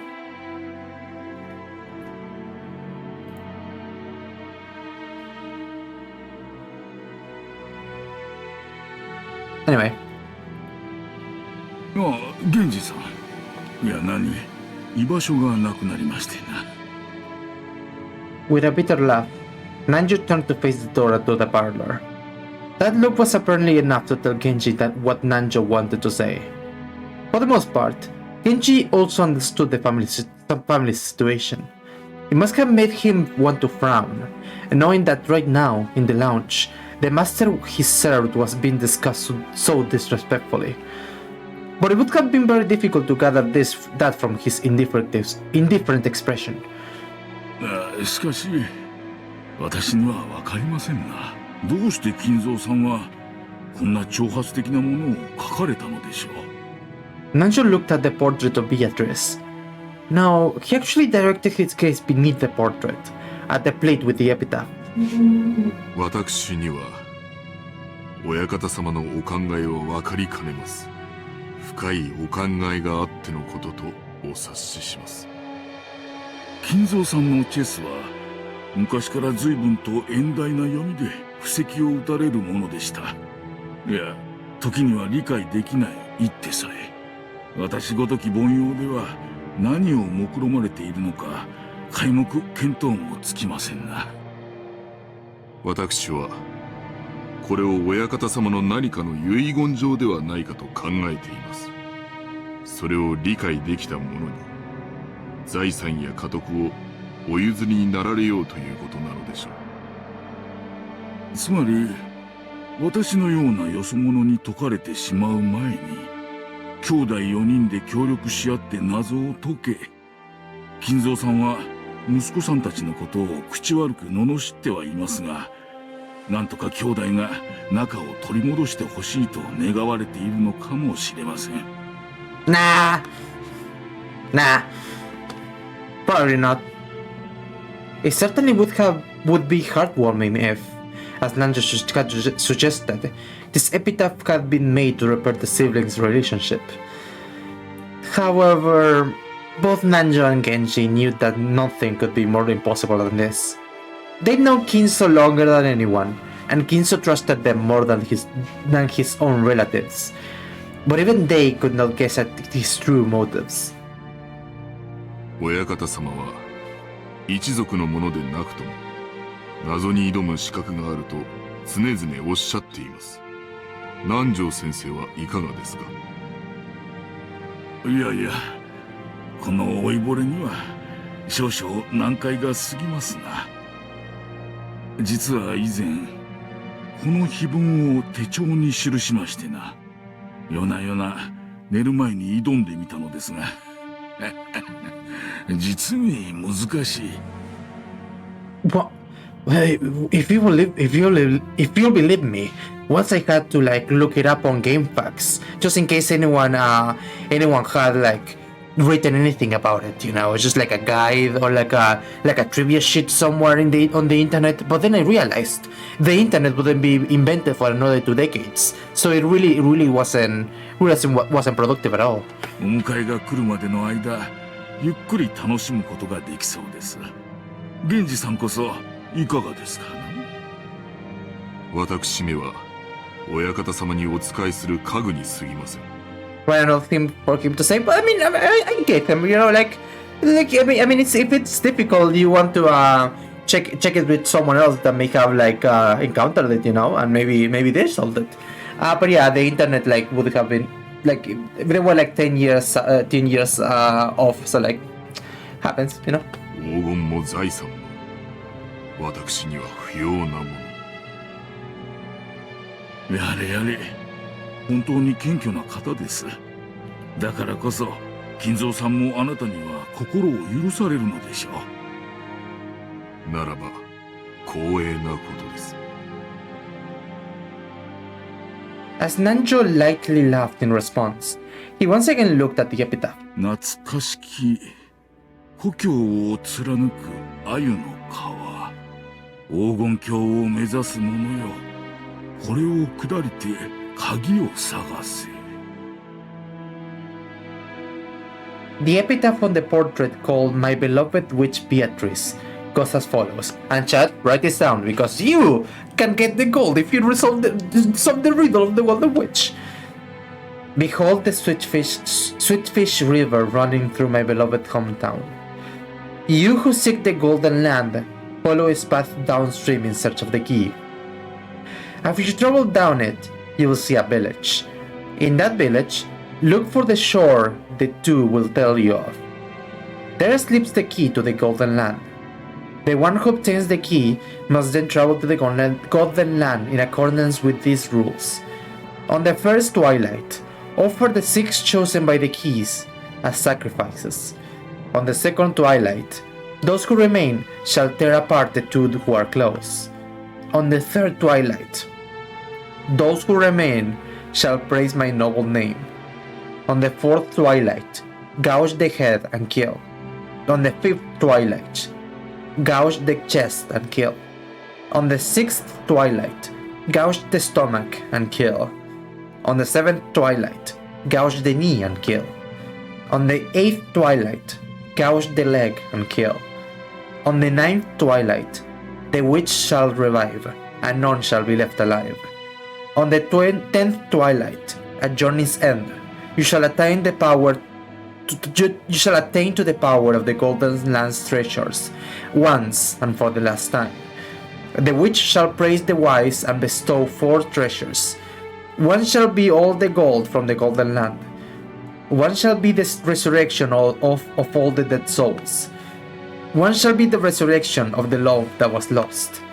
One shall be to put the witch to sleep for all time. Sleep peacefully, my beloved witch, Beatrice.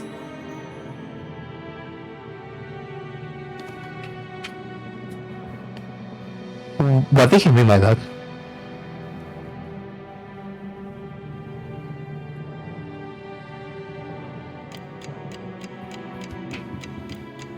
I guess there's no way of knowing, huh? Well, does anyone have any ideas? Because I'm stumped. I have no idea where to go. Why can't she sleep a healthy amount, like 8 or 10 hours, wake up be forever? I mean, I don't know. Maybe she like it. I don't know. Just like, don't have to do anything like, I don't know, pay taxes or like, you know, do laundry and shit. He can just sleep. Also, give me 1 second. I'm gonna leave you for like just 1 second. I'm gonna go to the bathroom. I'm gonna get some coke and I'll be right back. Okay? BRB.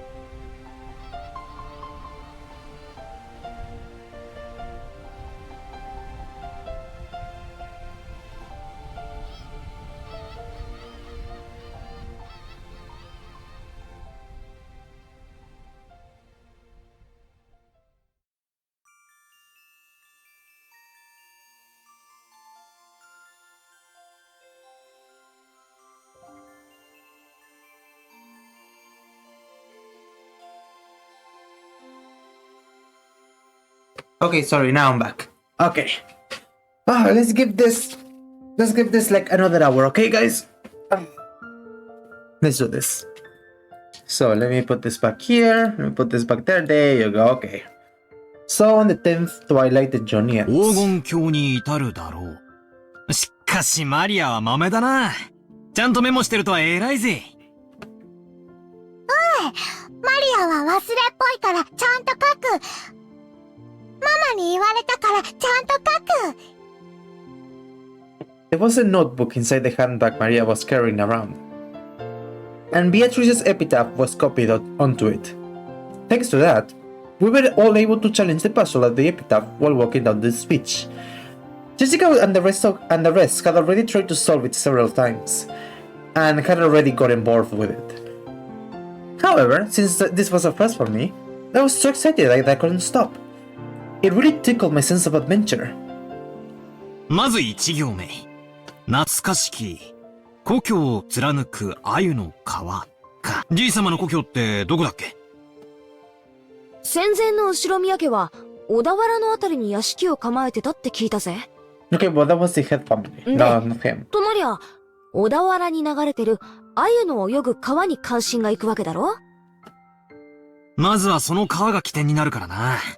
んで、黄金鏡を目指す者は、そいつを下って鍵を探せとあるわけだ。小田原にある川ってなんだ？鮎が泳ぐ川だぜ。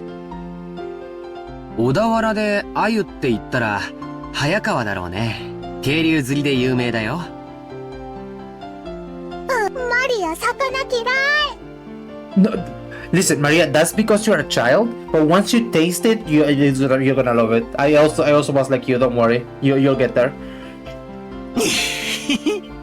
マリアももう少し大きくなったらわかるぜ。It has to be cooked correctly as well, so don't worry, you'll get it. You'll get it. 鮎の塩焼きをベロベロベロってな。うまいぜ。さっき飯食ったばっかりだってのに、もう腹が減ってきちまうぜ。ビスケットでもお持ちしましょうか？はい、girlie。悪い悪い。そんなつもりで言ったんじゃないぜ。気にすんな。Shannon-chun was faithfully keeping us company, since he didn't have any afternoon chores for a while. I would have thought that since he was a servant, accompanying us would force her. Oh my god. I would have thought that since he was a servant, accompanying us would force her to take care of us and tire her out, but that didn't seem to be the case for her. On the contrary, she seemed to enjoy joining in on a conversation with people close to her age. When I asked, I heard that she was the sort of worker whose room and board were supplied by her employer. So normally, the only person close to her in age was Jessica. Yeah, I can imagine how that might be pretty dull. She's so boring. 小田原で鮎の川って言えば、早川だってことは分かった。I know it's not what she meant by biscuit, but I just imagining her offering him a doctorate. Hi, butler, do you want this? It's like tasty, right? となりゃ、下るしかねえよな。早川を下ると、何があるんだろうな。下流に出て、海に出ると思います。そうさ。河口部に出る。そして、碑文の3行目には、川を下れば、やがてさ。ちなみに、そういう河口部は大抵、大昔から輸送の要衝になってて、大きな都市があるもんさ。ここが、次のチェックポイントだな。なかなかいい筋だね。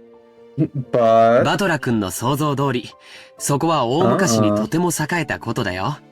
小田原城があるところだね。修学旅行で小田原城に行った気がします。素敵なお城でしたよ。私も小田原城だったぜ。洋館に住んでてなんだが、やっぱり日本人は和風の方が落ち着くよな。マリア、お城エッチがいい。She's like right though. That's true. Based. Real. そうかそうか。よしよし。黄金を見つけたら、このバトラ様が気前よく、遊園地を一日借り切って遊ばせてやるぜ。Maria, have you gone to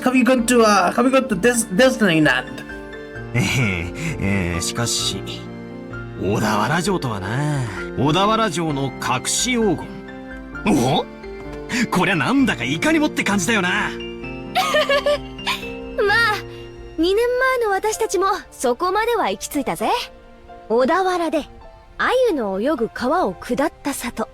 そこが多分小田原城あたりだろうってところまでは問題は次の行だろう。さて、バトラの鎮推理はどこまでいけるか見ものだぜ。Jessica grinned broadly. It seemed to be implying that she would have solved the puzzle long ago if it was that easy. Damn it. I'll definitely find it and keep it all for myself. 4行目。その里にて、2人が口にし、岸を探れ。2人ってのが何のことかわからねえが、とにかく岸だな。で、岸ってなんだよ。Yeah? 岸って名前がつく地名でもあるのかな。蘇我岸という地名が小田原にあるんだそうですよ。おお、詳しいな。ってことはなんだよ。シャノンちゃんも黄金を狙って謎解きに挑戦してるんだな。となりゃ、俺たちはライバルだぜ。別に黄金なんて興味は。ただ以前にジョージ様から教えてもらっただけで。2年前の私たちも同じ推理に行き着いたってわけさ。わざわざ地図を広げて調べたんだぜ。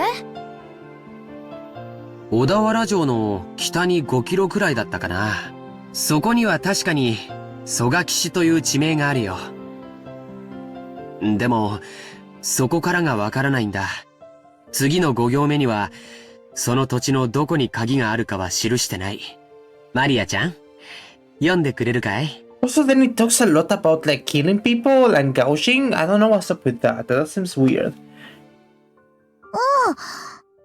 そこに黄金鏡への鍵が眠る。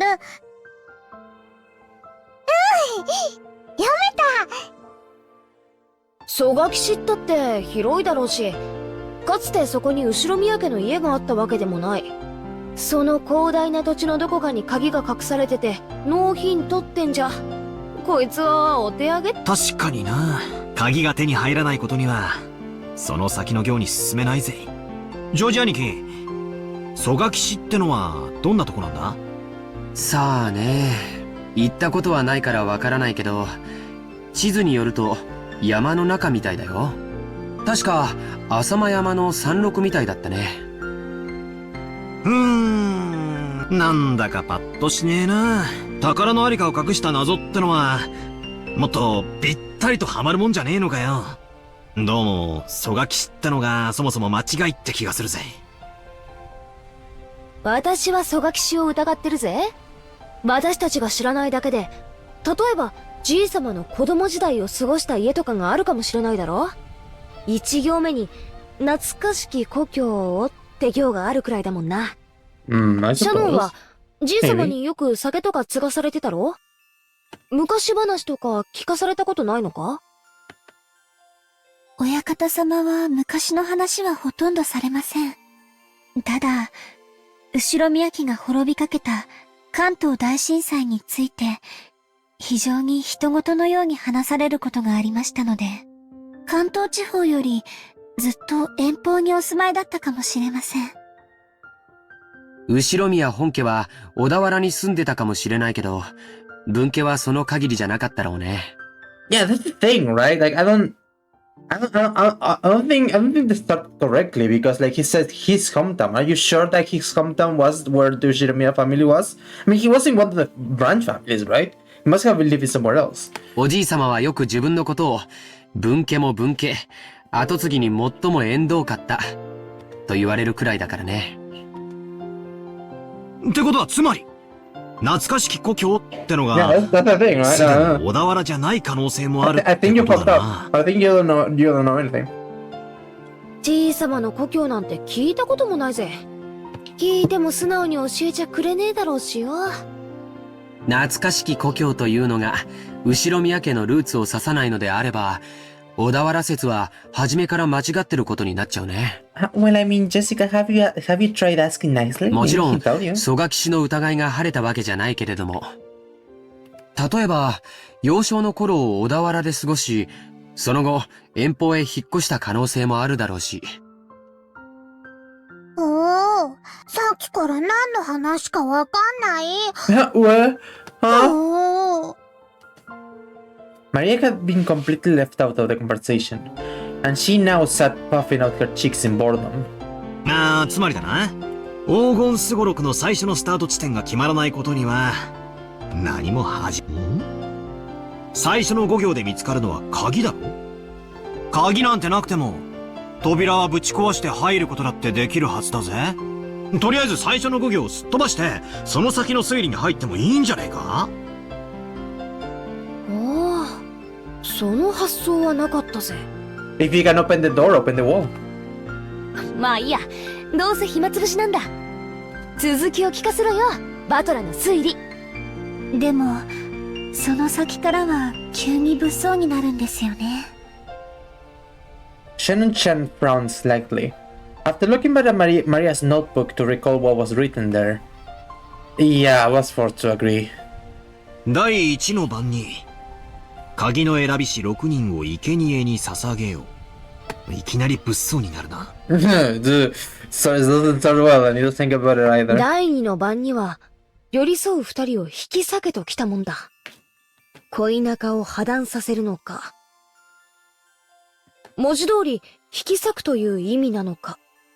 わかりかねるけど、どっちにせよ、気持ちの悪い話だぜ。その第二の晩の解釈を別にしても、第一の晩に6人、第4の晩から第8の晩までで5人、少なく見積もっても11人が生贄にされなきゃならない。おう、ベアトリーチェが蘇るための生贄。Yeah, they should are, Maria. You're right. なるほど。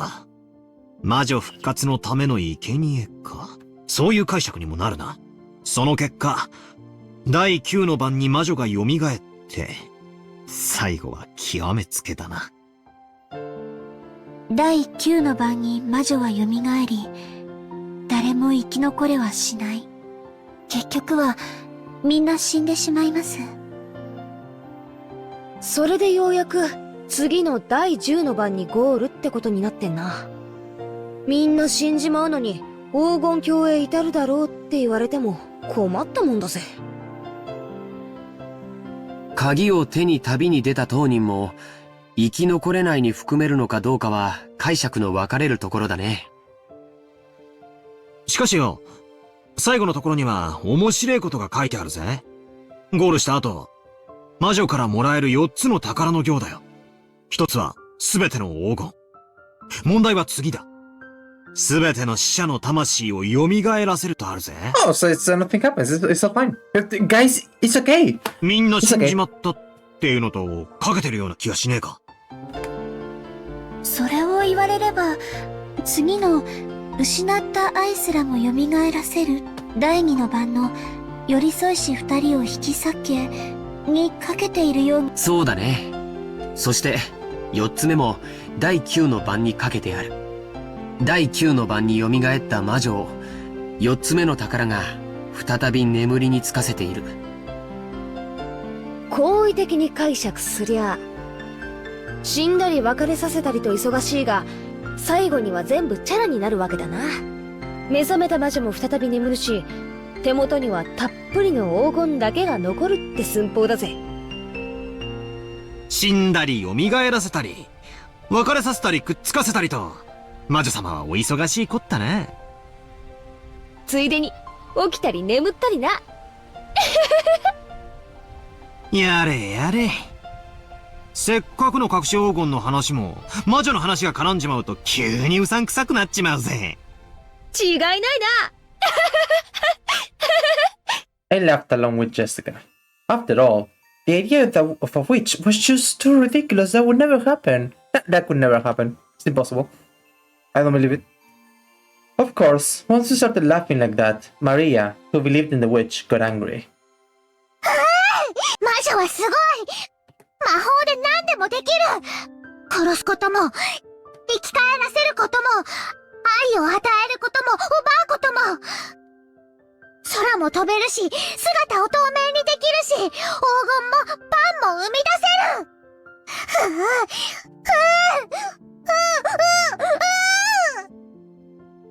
いけね。悪い悪い。冗談だよ。Jessica apologized, sticking out her tongue. It'll be... But Maria didn't accept it. She grabbed her notebook back out of my hands and opened it to some pages, trying to prove that the witch existed. Those pages had colorful drawings of witches in them, and well conveyed the fantastical images Maria had of witches. See, they're right here! You can see them right here! You can see them right here! They're real. It wasn't the normal sinister image of a crook-nosed hag flying around in a broom, but a dreamlike person with unnatural powers, who could do anything and wore a beautiful dress. It was just what you'd expect from an imaginative... It was just what you'd expect from an imaginative young girl. fleeing through the sky, crossing a rainbow, dancing around all night with a teacup or a teapot that would never get empty no matter how much you poured out of it. With a flourish of her staff, the stars in the sky would become candy and pour down. And flowers that produce sweets would bud by the roadside. Yeah, she drew all that, and it would be awesome if you could see it, but I guess it's not in the cards. To Maria, witches were the only concept that could embody the magical dream that so captivated her. As she grew older, it was the last remaining thing that could give richness to her dull and plain everyday life. That's why Maria believed in witches. She didn't want that dream of hers to be tarnished. That's why she didn't want anyone to tarnish the epitaph, which affirmed the existence of witches. Because the witch named Beatrice is Maria's dream. マリアちゃんにとっては、これは黄金の隠し場所を示すものじゃなくて、魔女を蘇らせるための魔法なんだって。So it was the single link between Maria and the witch. Maria was very angry and clung to George Aniki.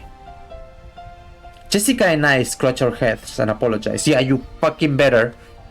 It may not be possible to smooth things over again like the time she got mad in front of the portrait. Maria didn't seem willing to be easily consoled. Unlike Jessica and I, who hung our heads wondering what to do, Shannon Chan timidly opened her mouth. マリア様、ご存知ですか？私たち使用人の間では、ベアトリーチェ様の怪談が語り継がれているんですよ。Oh? You say? そうだったっけ？ But what do you mean? How do you know that? You're not a servant. Shut up. シャドン、聞かせてやれよ。Come on. 私は知らないんだけど、使用人の間じゃかなり有名な話らしいぜ。Among? 何の話だ？怪談？うん。僕たちが生まれる前からある話らしいね。母さんにも話を聞かされたことがあるよ。はい。この島にお屋敷が建てられてからずっと語り継がれている話です。当時の使用人たちは、お屋敷には昼と夜で違う主がいると囁き合っていたそうです。The tale that Shannon told was just like a typical campfire ghost story. If there was a forest with a witch living inside it, then of course the witch would come pay the mansion a visit from time to time. At some point, this ghost story naturally sprouted up between the servants. ちゃんと閉めたはずの窓や扉や鍵がもう一度見回りに来たら開いていたとか、消したはずの明かりがついていたり、つけたはずの明かりが消えていたり、置いたはずのものがなくなっていたり、置いた覚えのないものが置かれていたり。And some say that if you're walking down a hallway, you listen to your footsteps and then hear another pair. It's kind of creepy. そういうことがあるたびに、古い使用人たちは、魔女が姿を消してお屋敷を訪れ、いたずらをしていったのだろうと、囁き合ったそうです。ほら、いる！ベアトリーチェはいる！ああ、いるよな。私も昔よく、登校の時に限って、カバンが見つからなかったりしたもんだぜ。You don't believe she exists. You're just saying that to calm her down. She exists, and we're gonna prove it, bitch. Maria puffed out her chest with an ooh, as though this was final proof of the witch's existence. If I opened my mouth, Maria would probably be hurt again, so I didn't. I mean, you hear this kind of story everywhere. Depending on the place, they might blame it on a dwarf or an elf. The only difference is that they call it a witch on this island. Of course, walking around a vast, elegant mansion at night would be a little unsettling. It's an island devoid of people. Since the mansion is so drafty, walking around on the night of a thunderstorm will certainly be eerie. 他にも、鬼火や輝く蝶々が舞っているのを見たという使用人も。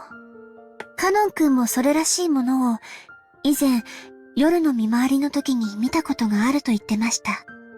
あと、最近では、お屋敷の中で深夜に不思議な足音をよく聞くと使用人の間で話題です。Footsteps, you say? 私たちは肖像画の中のベアトリーチェ様が姿を消してお屋敷の中を散歩しているんだろうと囁き、ずいぶん前ですが、私もそうかもしれない足音を夜の見回りの時に聞いたことがあります。ひゅー、そりゃ怖えな。怯えることはないんですよ。ベアトリーチェ様は親方様とは異なるもう一人のお屋敷の主です。だから変に怯えたりしないで敬意を持っていれば決して悪いことはしないのだそうです。ただし、敬意を持たないと恐ろしいんだったね。はい。She especially doesn't like to hear that people think she doesn't exist. I hear that she's very you know, strict about that kind of stuff. 私が勤めを始める直前に階段を転がり落ちてベアトリーチェ様のことを悪く言っていたそうです。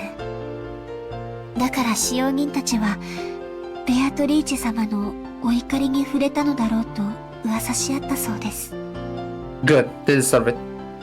Fuck them. バトラとジェシカ、きっとお怒りに触れる。Ooh, you fucked up. Ooh. わあ、悪かったぜ。お怒りに触れちゃたまるね。謝るよ、マリア。もちろん、魔女様にも謝るぜ。ベアトリーチェ様、ごめんなさい。よそ者のザレ言と思って勘弁してやってください。私も謝るぜ。ベアトリーチェ様、ごめんなさい。これで魔女様、私たちを許してくれるかな？わかんない。魔女は気まぐれだから、許してくれるときは許してくれるし、それは困ったね。Oh, you fucked up.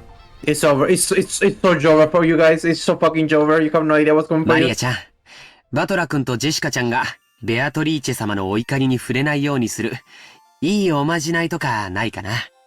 何か魔除けとかさ。By relying on Maria, who was proud of knowing the most about witches, Josh was trying to revive her self-esteem. Once again, I've gotta admire his ability to calm Gibbs down.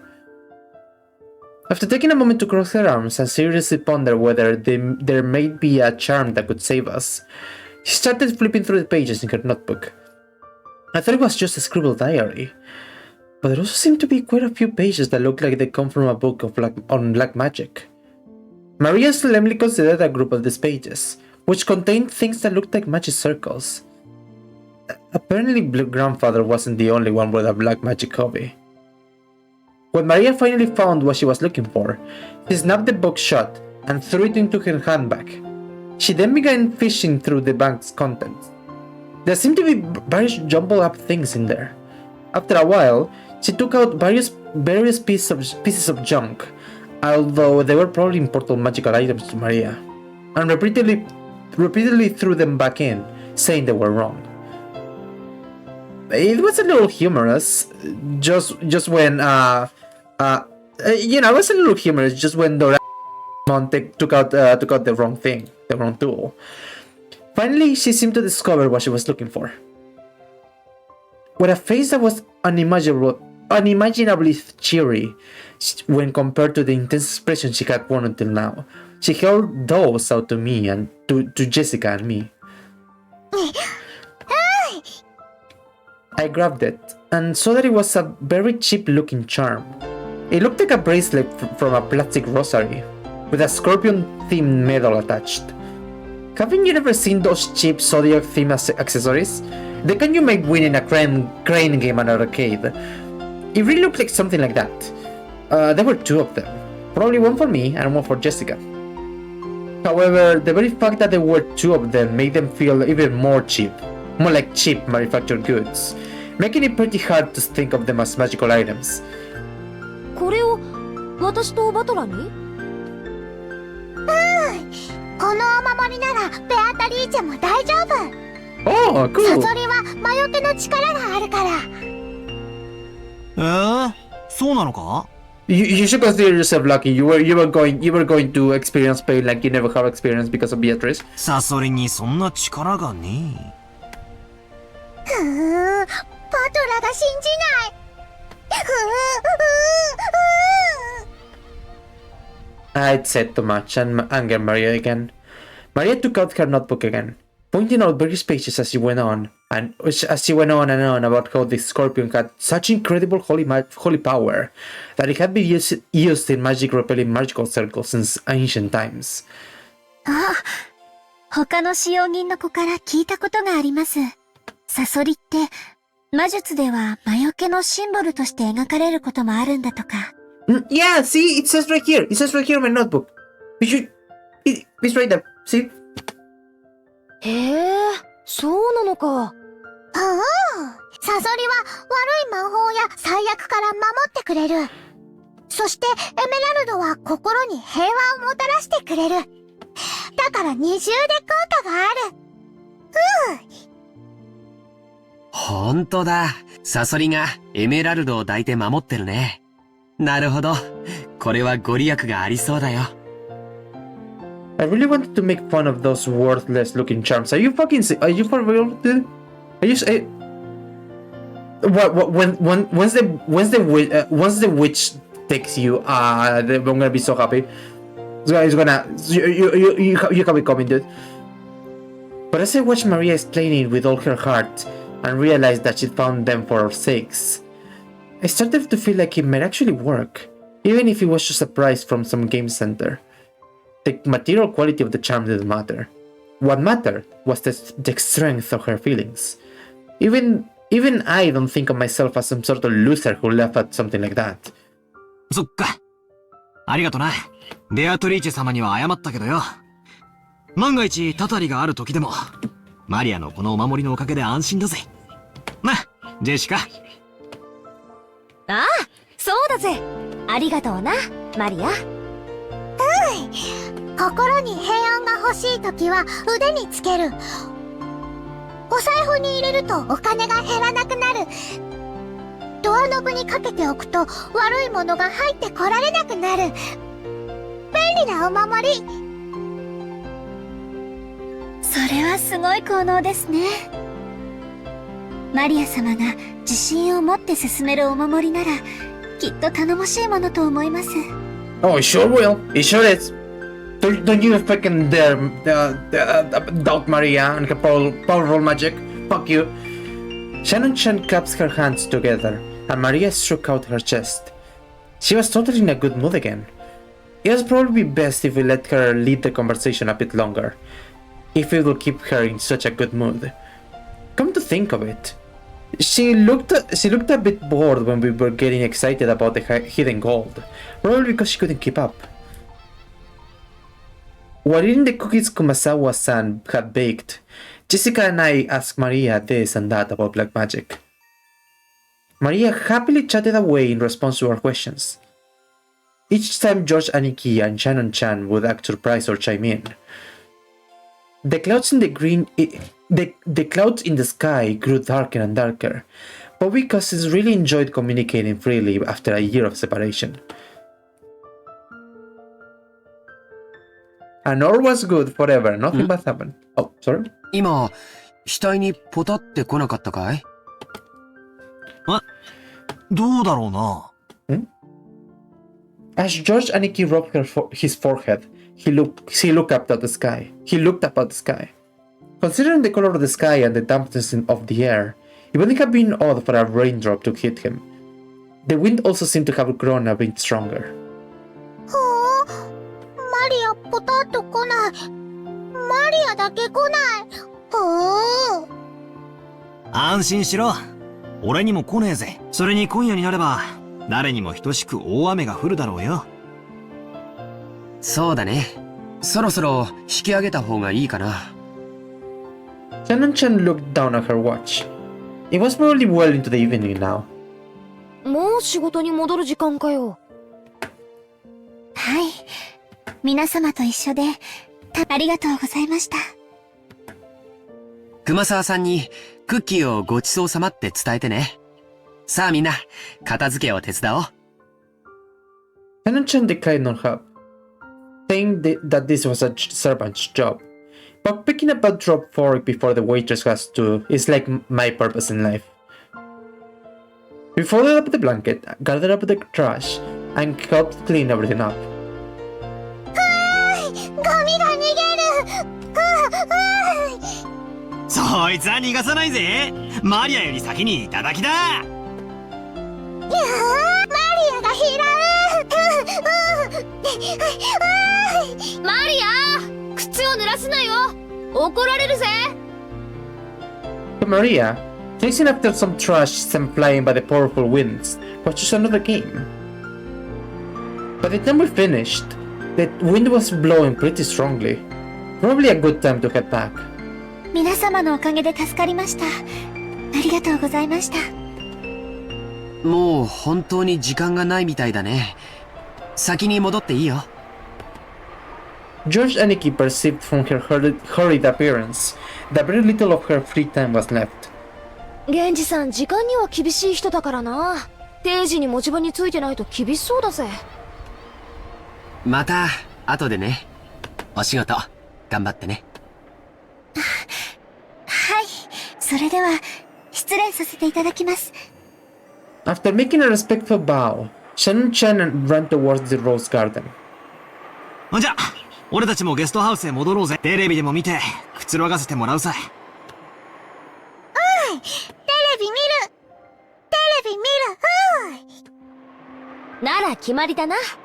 I want iPad. 戻ってみんなで一緒にテレビでも見ようぜ。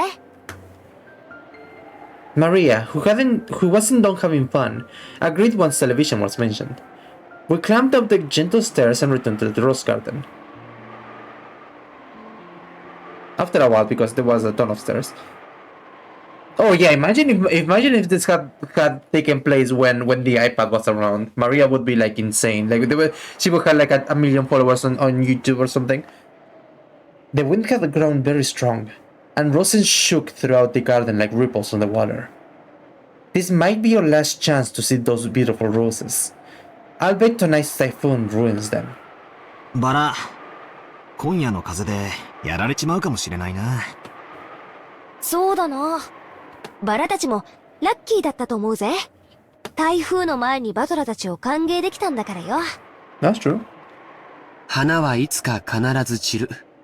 でも、だからこそ、咲き誇る今をめでることができるんじゃないかな。そうだな。マリアもよく目に焼き付けとけ。今この瞬間が、今年で一番のバラなんだぜ。目に焼き付ける。Right then, Maria suddenly clapped her hands. It looked like she remembered something. マリアのバラ、台風で飛ばされちゃう。ああ、ジョージの兄貴に目印のリボンをつけてもらった。あの元気のないバラか？ Maria apparently remembered where the rose was. She ran at full speed. The rest of us followed her.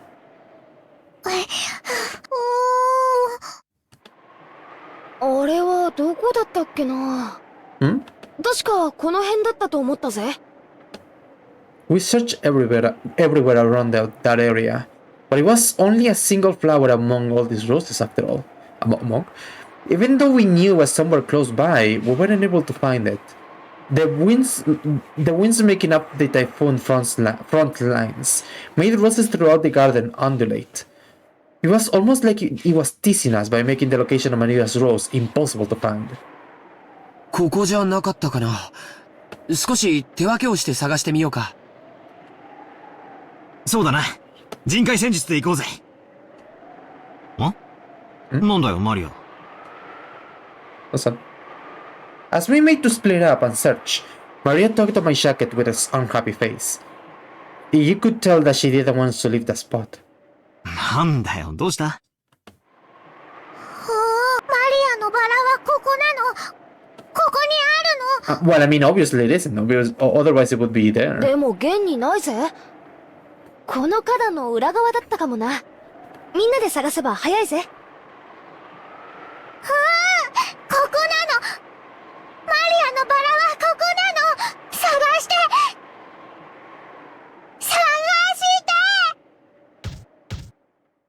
Oh, jeez! Maria stomped her feet in irritation. She pointed at the spot and said it was definitely there, but in actuality, it wasn't.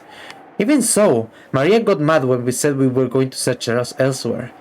We were at a loss for what to do. For a while, we had to stay near Maria and pretend to search through that rose thicket.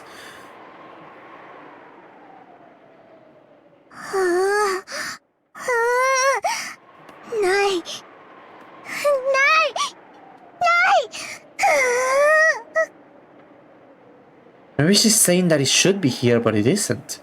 Maria became increasingly irritated.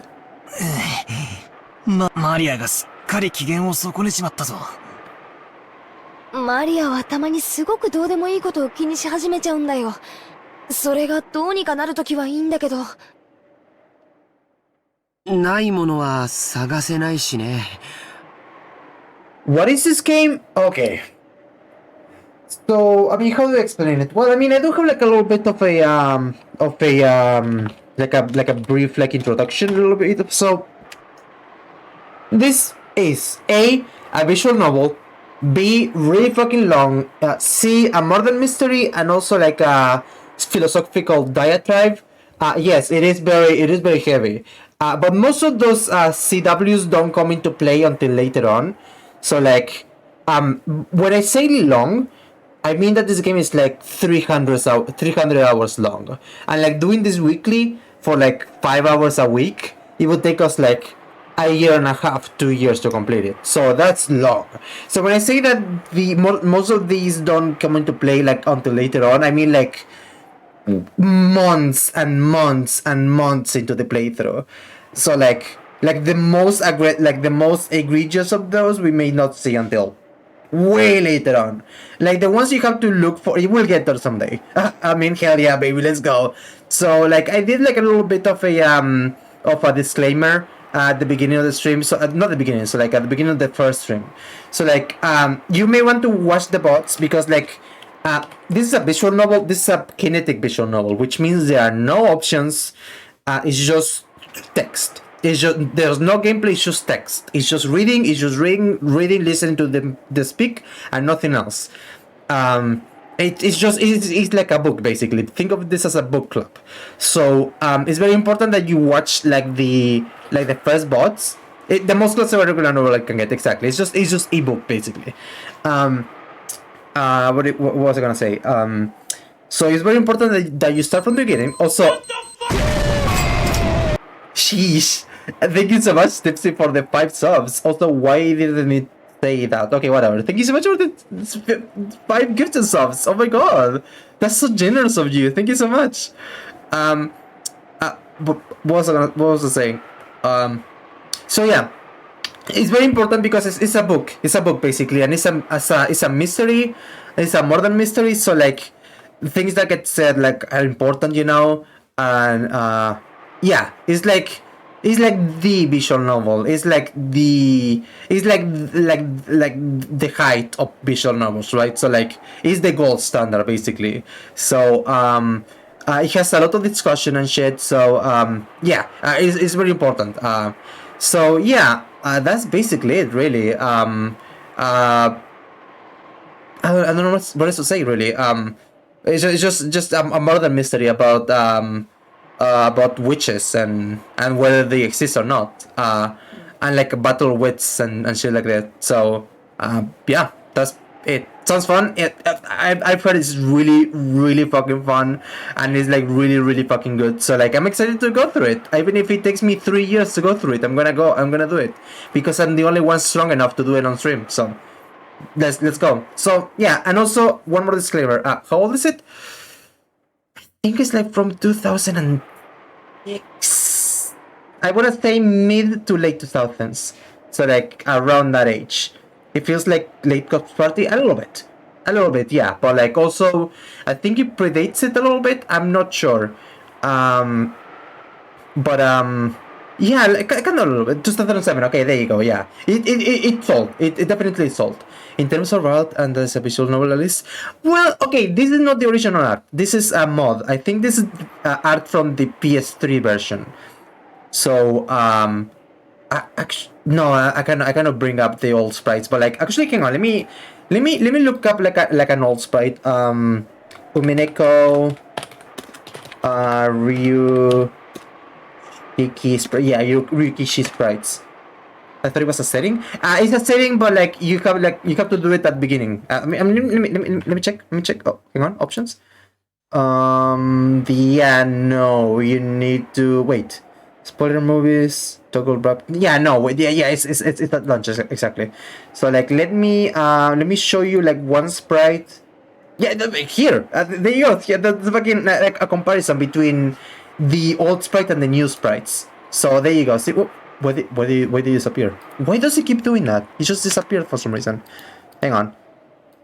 Hang on. Let me do this. Let me do this like this for a second.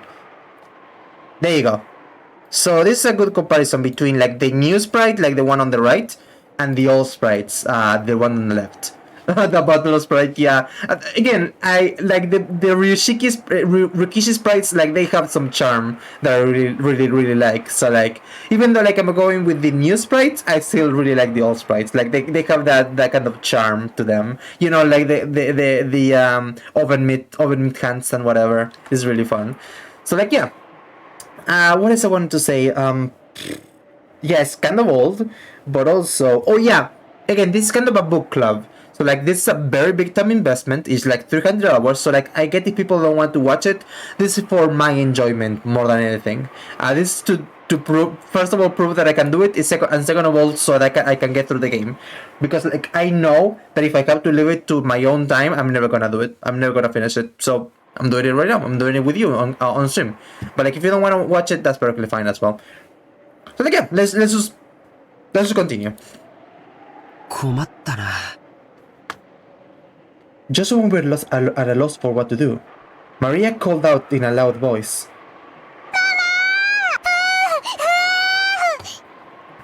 We could see Aunt Rosa in the direction Maria was waving her hand. Maybe she wanted to look at the garden one more time before the typhoon came. Or maybe she had some business at the guest house. Aunt Rosa was coming from the mansion. She quickly noticed her daughter's voice and came over. あらあら。どうしたのみんな。何か探し物なの？探してママもマリアのバラを探してマリアのバラって？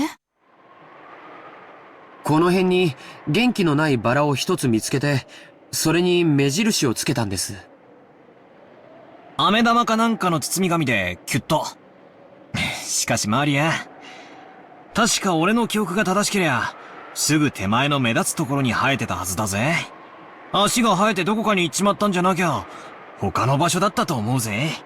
マリアの記憶違いじゃないのか？ここなの。 You're being mean to Maria, you don't believe her. Go fuck yourself. パトラが信じてくれない。 He doesn't believe! He doesn't believe, that's what I'm saying! He doesn't fucking believe. その言うのをやめなさいって何度言ったらわかるの？ママも探してあげるから静かにしなさい。Yes. I think. A little bit of a CW for child abuse in this scene, like this whole sequence. I mean, yeah, no, definitely. So be careful with that. I never seen Aunt Rosa be anything other than kind and gentle, so her anger surprised me a bit. Aunt Rosa began searching as well, so we went along with her for the time being. But we were already more than sure that it wasn't around here. So it didn't take long for Aunt Rosa to realize that too. ここにはそのバラはないわよ。他の場所の間違いじゃない。これだけたくさんのバラがあるんだから。違うの。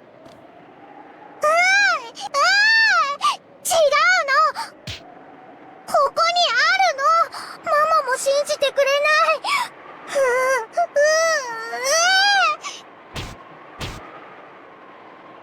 ちゃんと信じて探してるでしょ。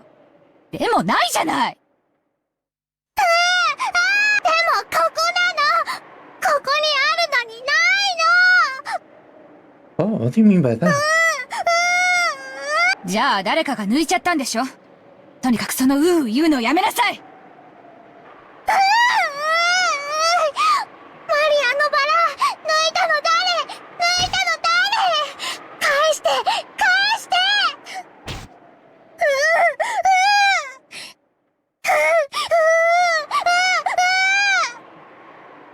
そんなの知らないわよ。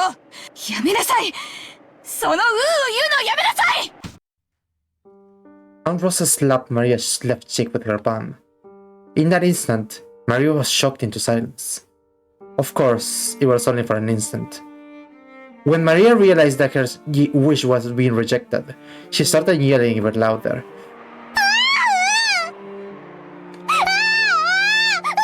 Maria no bala!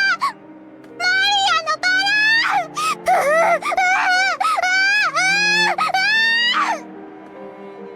その変な口癖をやめなさいって言ってるでしょ。だからクラスの子たちにもバカにされるんでしょうが。いい加減にしなさい。Once again, her palm slapped Maria's cheek. This time she didn't go silent. She choked as she started crying and began to bawl in an increasingly loud voice. Aunt Rosa was clearly irritated and lifted her hand once more to try to shut her daughter up.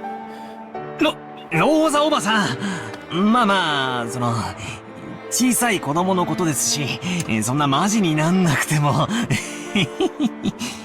I tried to cut in with a bitter smile, rubbing my hands together, but Aunt Rosa glared at me with a serious face, and I realized that I should have stayed out of this.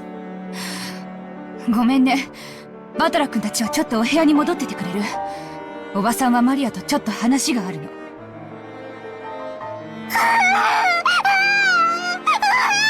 誰もマリアのバラを信じてくれない。ここにあったのに。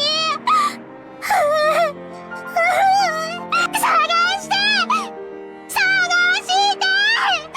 ここなの！ここにあった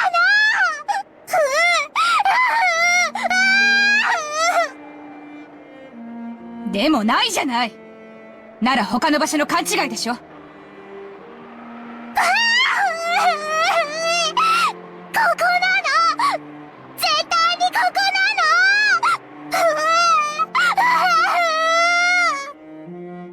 じゃあなくなっちゃったのよ。諦めなさい。どうしてマリアのバラがなくなっちゃうの？どうして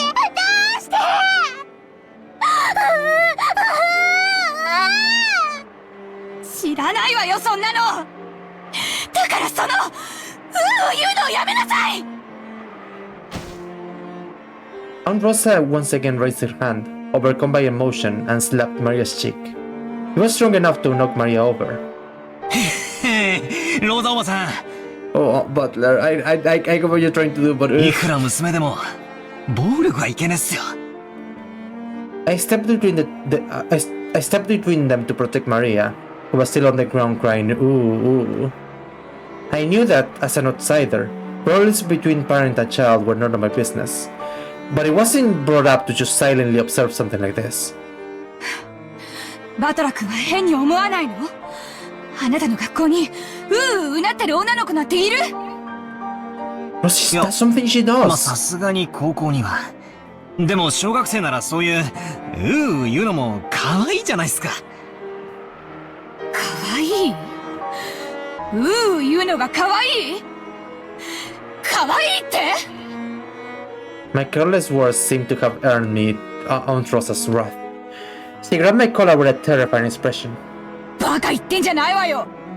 マリアがいくつか知ってる？ 9 歳よ。小学4年生なのよ。幼稚園児じゃないのよ。それなのにまだクラスで言ってるのよ。わかる？この子クラスでなんて言っていじめられてるか知ってるの？この変な口癖のせいで未だに友達の一人もいないのよ。無責任にマリアのこと可愛いとか言って現実から目をそらさないで。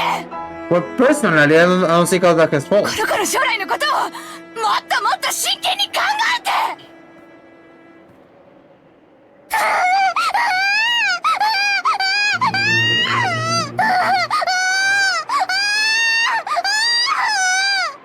だからその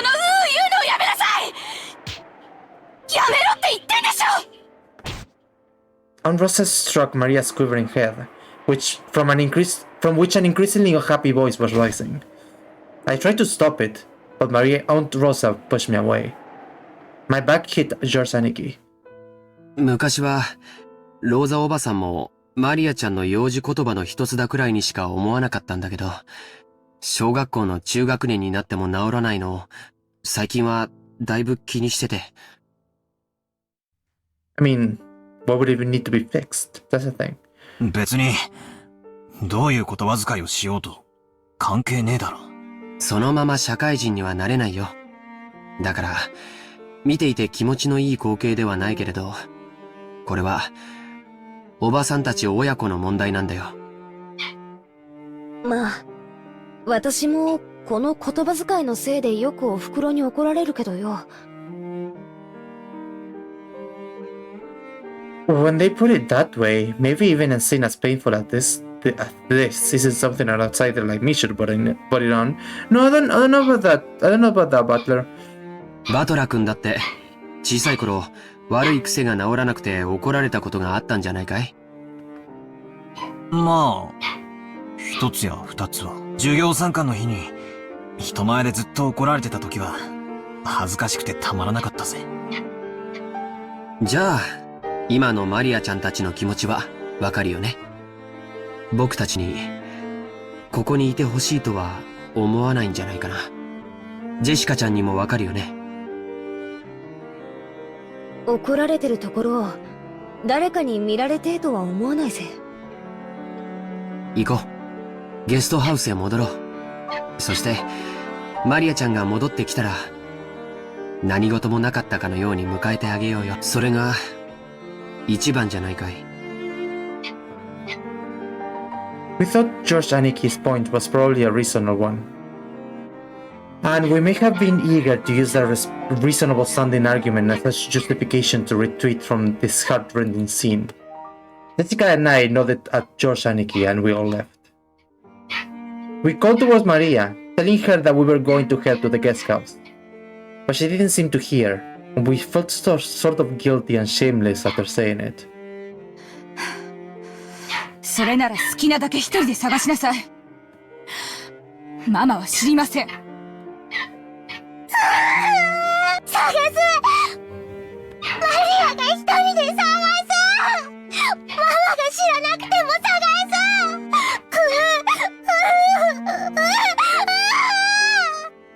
勝手にしなさい！ After blasting her with those last few words, Rosa spun on her heels and quickly returned to the mansion. Maria probably viewed that as a cold gesture meant to injure, but that wasn't Rosa's intention. It was because the hand with which she had been so emotionally struck, Maria's cheek was still numb. It was because if she started screaming, she might again be taken over by her emotions and continue slapping her daughter's cheek over and over.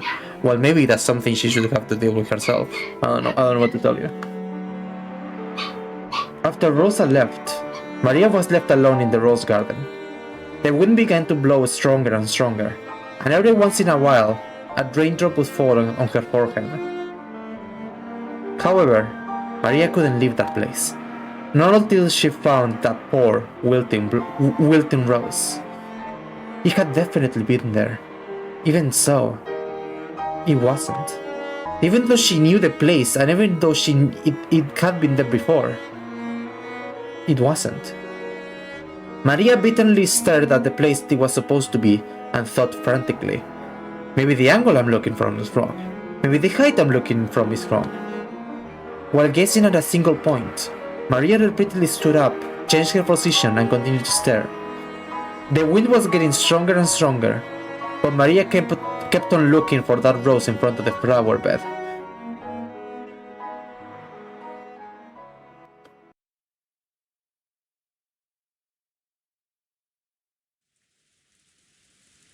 Okay, now I think now the CW is over. So I'm just gonna put it in chat really quickly. See for child abuse over. Kinso noticed the sound of the raindrops beating on the window. It seemed to be pouring down thickly. It had been going to rain later than the weather report had predicted. Hinsu approached the window of his being summoned by the sound of the rain. That was as far as I went into my own by web. Oh, interesting. Well, again, I went as far as like the start of chapter 2, so we still have a long way to go before there's anything new that I haven't seen. So let's see what happens. Hinsu approached the window as if being summoned by the sound of the rain. The sound of rain is a sound of silence. The sounds feel quieter than any silence, and makes humans remember that, in the end, they are alone from the moment they are born to the moment they die. 遅かったではないか、ベアトリーチ。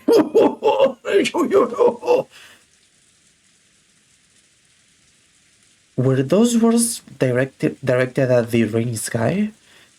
There was no one to be seen in the direction of Kinsu's gaze. さあ、始めようではないか。私とお前の奇跡の宴を。今こそ、この島は現世より切り離された。もう誰も私の儀式の邪魔をすることはできぬ。お前にふさわしい生贄は十分にあるぞ。息子たちが4人、その伴侶が3人、孫たちが4人、私に、客に、使用人たち。どれでも好きなだけ食らうがいい。運命の鍵は悪魔のルーレットに従い生贄を選ぶであろう。そのルーレットが私を選ぶならば、私すらもお前の生贄となろう。だからこそなのだ。No one told me Beatrice was in the war. それだけの狂気をかけるからこそ。私は必ずや偉大な奇跡を起こすだろう。さあ、好きなだけ食らうがいい。私はそのルーレットに打ち勝つだろう。さあ、すべてを落とすぞ。まずは後宮家の家督を返そう。受け取るがいい。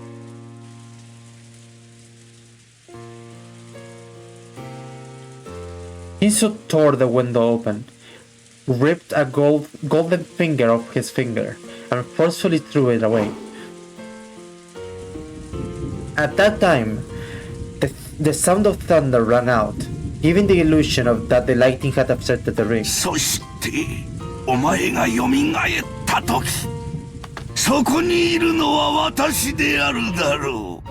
私が最後まで生き残り、お前の目覚めを見守るだろう。さあ来たれ、ベアトリーチェ。ようこそ我が宴。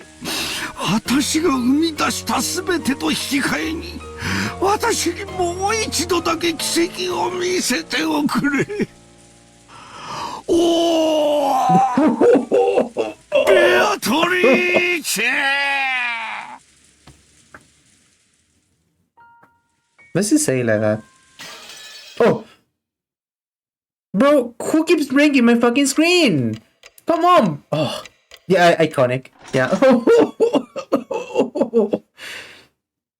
I keep like just going throughout my day and just like hearing that line in my head, just like oh, oh, there was that tweet that I posted the other day because I was thinking about that. Okay, all right, that's a good 4 hours. Oh, I think that's enough for tonight. Oh, okay. We got our fair share of ominous line reads and ominous lines and, you know, the riddle and the witch. There is a good new scene. Yeah, I was waiting for the new scene. Thank God that we got it like so soon. So, yeah. Let me just really quickly type right here. Also, hi Natsuki. Let me type right there. And that's gonna be it for tonight. So, yeah. Again, like always. Having fun.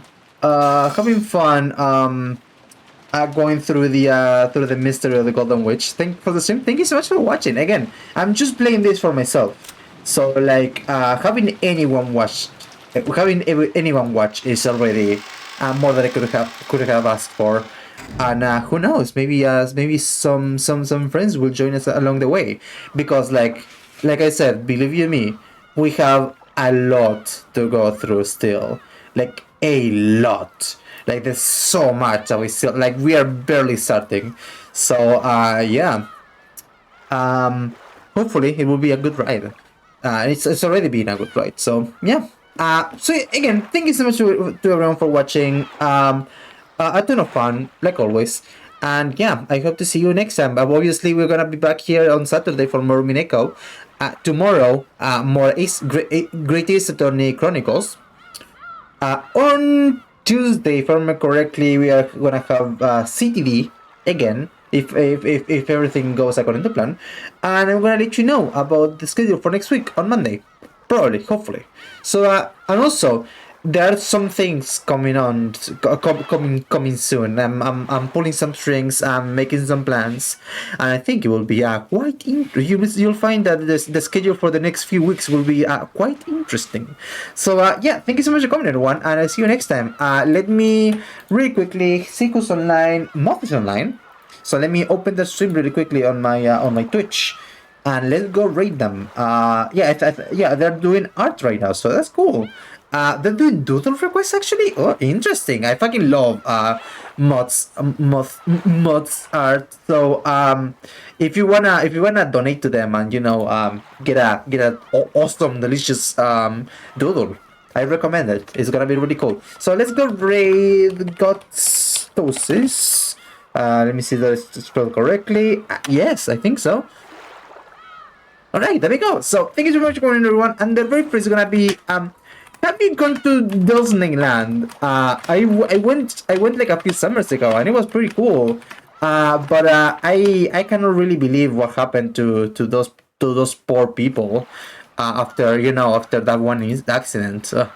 So bad. Anyway, thank you so much for coming, everyone. I'll see you next time. I'll see you next Saturday for more UMINEKO. Tomorrow for more Greatest Attorney. And when I see you, bye, everyone. Bye. Good night.